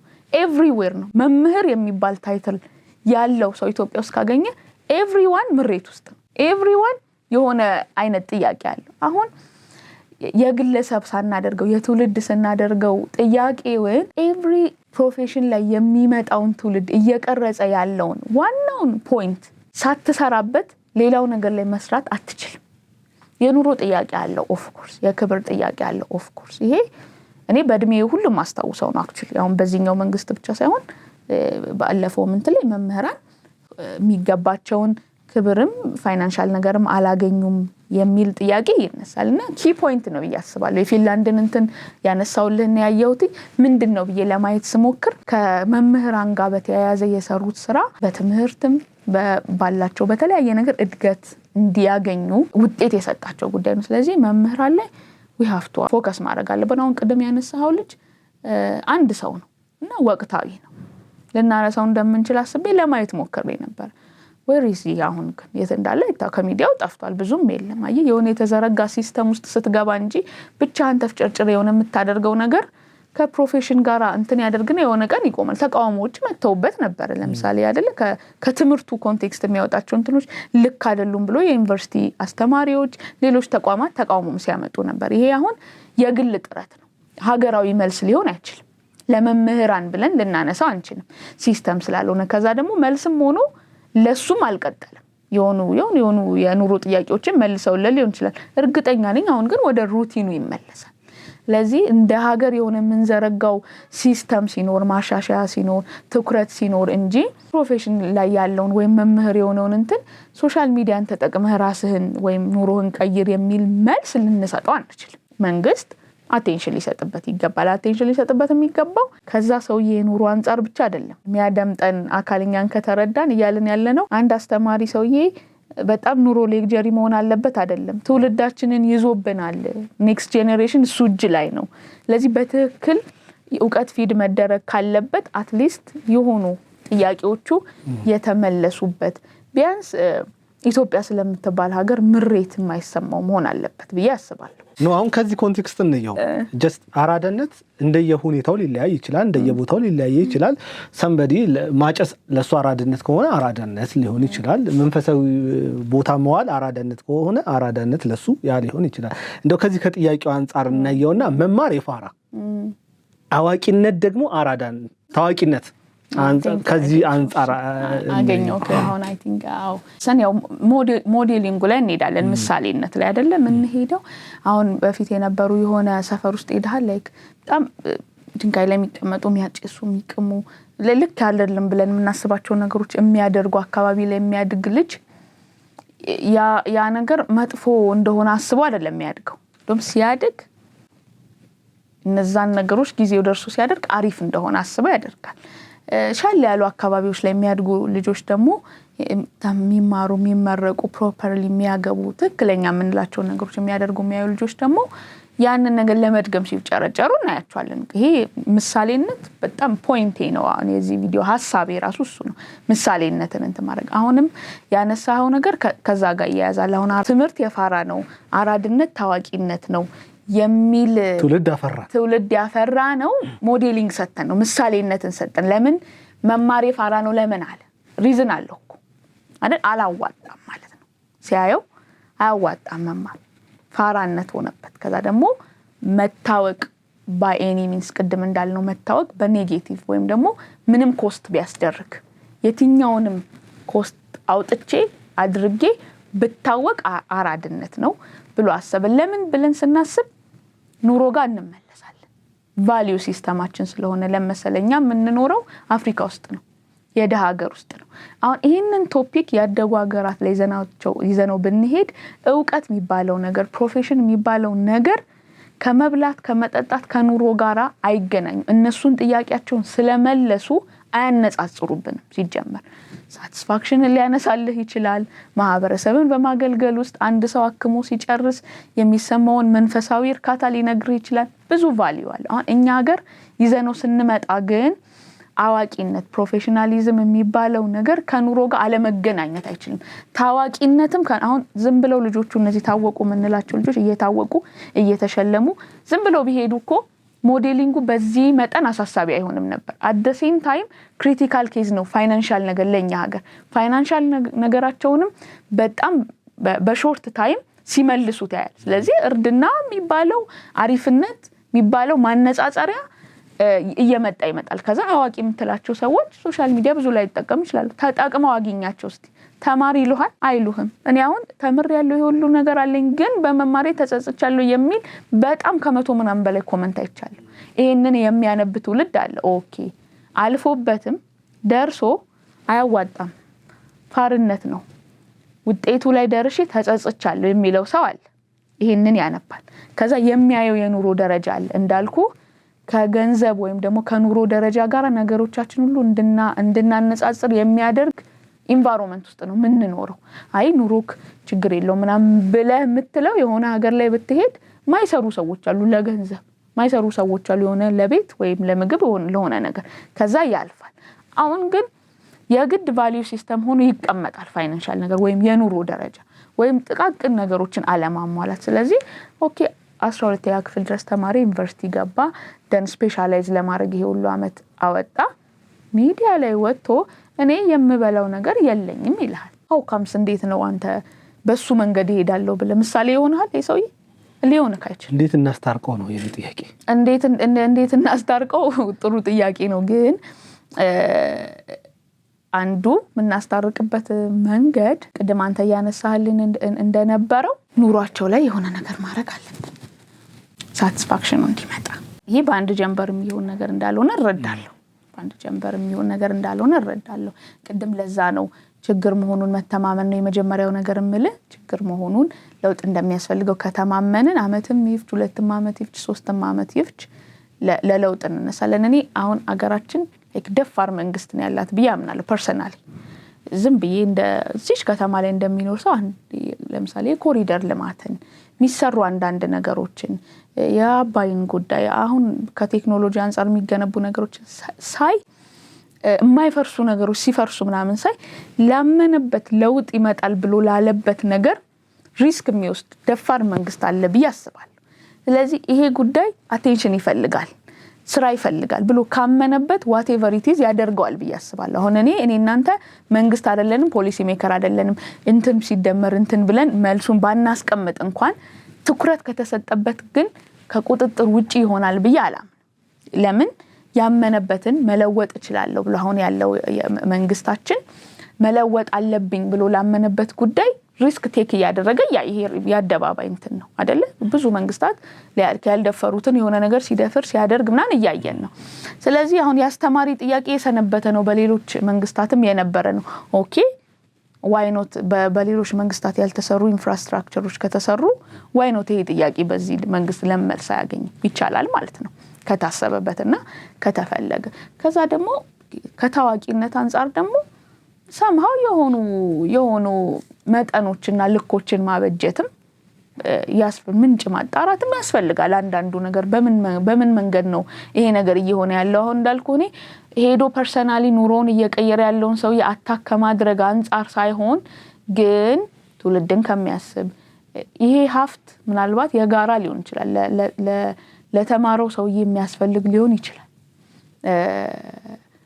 በሌላ ሚንስ ልክ ባልሆነ መንገድ የሆነ ቦታ እየተከማቸ ያለው ነገር ምናልባት እሱን ባላንስ ብናስይዘው አስፈላጊ ወይም ጥያቄ ለሆነባቸው ሰዎች መልስ መስጠት የምንችልበት ሪሶርስ ልናገኝ እንችላለን። ስለዚህ አቴንሽን መስጠቱ ጥናቱ ማድረጉና ባላንስ ማድረጉ አሁንም ላለው ለቀጣዩ ትውልድ መልስ ይሆናል ብዬ አስባለሁ። አስተማሪ ጋር በተለይ በጣም በቃ ኮር ፖይንት። እኔ በእኔ በኩል ያሉትን ጥያቄዎች ጨርሻለሁ። ቀረ የምትዩ ማስተላለፍ የምትፈልጉ ካለ እድል እስቲ። ቴንክ ዩ ኦፖርቹኒቲውን ስለፈጠርክልኝ። ፈርስት ያው ያነሳናቸው ሀሳቦች ውስጥ ሁሉ ብዙ ሀሳብ አለ፣ ብዙ ሊገዛ የሚችል ነገር አለ ብዬ አምናለሁ በእኔ አቅምና መጠን። በመጨረሻ ግን ማለት ማስተላለፍ የምፈልግ አንዳንድ ነገር ድርጊቱ እያደረግን ያለነው ነገር ልክ ሆኖ አደራረጋችን ተወይዶ እንትን የሚያጠፋው ነገር ሊበልጥ ይችላል። ስለዚህ አሁን ያነሳናቸውን ነገሮች ሁሉ ከመንቀፍ አቅጣጫ ብቻ ሳይሆን አንዳንዱ የዊዝደም ጉዳዩን መሬት ያወረድንበት መንገድ ሊሆን ስለሚችል ጉዳቱ አደራረግን ማየት በጣም አሪፍ ነው ብዬ አስባለሁና ትውልዱ ለእውቀት ያለውን ኢሜጅ ኖት ፎርማል ትምህርት ቤት መሄድ ሩቲንን ብቻ ሳይሆን እውቀት ያስፈልጋል የሚለውን ነገር እንዲገነባ whatever it cost የሚያስፈልገው ዋጋ ተከፍሎ ቢሰራ አቴንሽን ቢሰጥ ኖት ኦንሊ መንግስት ብቻ የተማሩ ሰዎች ምሬታቸውን ብቻ ሳይሆን እኛ ያላየነው ፓርትም ይኖራል በመማራቸው ውስጥ ያገኙት ማህበረሰብ በማገልገላቸው ውስጥ የተሰማቸው ሳቲስፋክሽን ሌላም እኛን የማይገቡን ነገሮችና እነሱን ነገሮች ወደ ፊት ለፊት ወጥተው በመናገር በማስተማር ለእውቀት ቀጣዩ ጄኔሬሽን አቅም እንዲኖረው ትምክህት ለመሄድ አቅም እንዲኖረው ቢያበረታቱ ሪስፖንሲቢሊቲ ቢሰማን አንዳንዴ እኛ ላይ መቸን እኛ ሊቆረቆረን ይችላል አሁን ያለው ነገር ግን ከቀጣይ ጄኔሬሽን አንፃር እያሰብን በተለይ ሶሻል ሚዲያ ላይ ወተን የምናስተላልፈው ነገር እያሰብን ብናደርግ ብዬ አስባለሁ። በእኔ ሐሳብ ሰው በተማረበት እውቀት ባይሰራ መማር አለበት። እውቀት አስፈላጊ ነገር ነው። ስፒሪቹዋሊ ማደግ ካለበት ሜንታሊ ማደግ፣ ሳይኮሎጂካሊ ማደግ፣ ፋይናንሻሊ ኢቨን ማደግ ካለበት ሰው እውቀት ያስፈልጋል። አሁን የምናወራቸው የሶሻል ሚዲያ ኦፖርቹኒቲዎች ያልነበሩበት ዘመን አለ። ነገ ደግሞ ምን እንደሚተካቸው አናውቅም። ትውልዱ ዲፔንድ ያደረገው እዛ ላይ ብቻ ከሆነ ፌል አንዴ ባንዴ ተያይዘን ፌል እንዳናደርግ ጎን ለጎን ማስኬድ ቢቻል እውቀት ጠል ባንሆን ነገ እነዚህ ኦፖርቹኒቲዎች ብናጣ አማራጭ ያለን ትውልዶች እንድንሆን በዚህ ነገር ባልሆን ኦሬዲ አንዳንድ ሰው ትምክህት ሲሰማው አታውቅም ከዚህ ቦታ እንትን አለ እንትን ተምሬያለሁ እንትን አደርጋለሁ እድላችንን እያሰፋን ብንሄድ እንትን ይሄ ትኩረታችን ወይም ድጋፋችን እዛ ላይ ብቻ ባይሆን ያስባሉ። ለዚህ ማህበረሰቡም የተማሩትም ደግሞ አዋቂ ሆኖ ታዋቂ የሆኑ ሁለቱንም እድል ዘመን የሰጣቸው ሰዎች መንግስታትም ትኩረት አድርገው ቢሰሩበትና የተረፈ የሚቀጥል ነገ ምናልባት በማይኖሩበት ዘመን የማይወቀሱበት አይነት ስራዎች ቢሰራ ብዬ በጣም እንደ ታናሽ እህት ቤቷ ቁጭ ብላ ስታስብ ይሄንን ሁሉ ነገር እንደሚሰማት ሴት ማስተላለፍ ፈልጋለሁ። አመሰግናለሁ። ጥሩ በጣም እኔም አመሰግናለሁ። ምን ትዝ አስባልሽ መሰለሽ የሆነ መጽሐፍ አንብቤ ነበር። ዲያቆን ዘላለም መኮንን ይባላልና የእግዚአብሔር ትዕግስት የሚል መጽሐፍ ነው የጻፈውና ገና መግቢያው ላይ የጻፈው አንድ ሐሳብ አለ። ምን ይላል? አንድ ሰውዬ መጽሐፍ ይጽፋሉ። ከዛ ጽፈው ወደ ገበያ ይወስዱታል። ግን የሚፈልገው አጣ። ያ መጽሐፍ ግን ከሆነ ከ500 ዓመት በኋላ ያ መጽሐፍ ተፈለገ፣ ያ ሐሳብ ተፈለገ። ከዛ ኢንትሪሊየን ነው ያ እንትነት ሶ አሁን ያሉ መንግስታት የሚሰሩት ስራ አሁን ላይ ባይሆን የሆነ ጊዜ ዋጋ ሊከፍላቸው ይችላል። አሁን ሊሰደቡበት፣ ሊገፉበት፣ ሊጠሉበት፣ ሊረገሙበት ይችሉ ይሆናል የሚያነሱት ሐሳብ ግን እነሱ ካለፉ በኋላ ልክ ይሄ መጽሐፍ እንደተፈለገው ሁሉ የነሱ ስራ ተነስቶ ስም ሊያገኝ ሊሞገሱ ይችላሉ የሚል ነገር ትዛረኝና ልጨምር ብዬ ነው። እውቀት ደግሞ ታርጌት ፕሌስ ነው ለዚህ ብዬ አስባለሁኝ። ይሄ እውቀት ላይ ኢንቨስት ማድረግ ወይም ለዛ ጉዳይ ያለውን እንትን ማድረግ ታርጌት ፕሌስ ነው። ለምን እውቀት ስንል ስለ ጋራ ሀብት ነው እያወራን ያለ ነው። ቅድም እንዳልነው ማለት ነው የሁላችንም የጋራችን ነው የኔ ነው የማይባል ነገር ነው እውቀት። በጣም አዋቂ ሰውኛ አይደለም ይሄንን ምልህ ግን አትሊስት አይ ሪስፔክት ለጉዳዩ እንትን የሚያደርጉ ሰዎችን ቴንኪው ሶ ማች። እንግዲህ ውድ ተመልካቾቻችን ከትዝታ ጋር የነበረን ፕሮግራም ይሄንን ይመስላል። በሚቀጥለው ሳምንት ከሌላ እንግዳ ጋር የምንገናኝ ይሆናል። መልካም ጊዜ ይሆንላችሁ።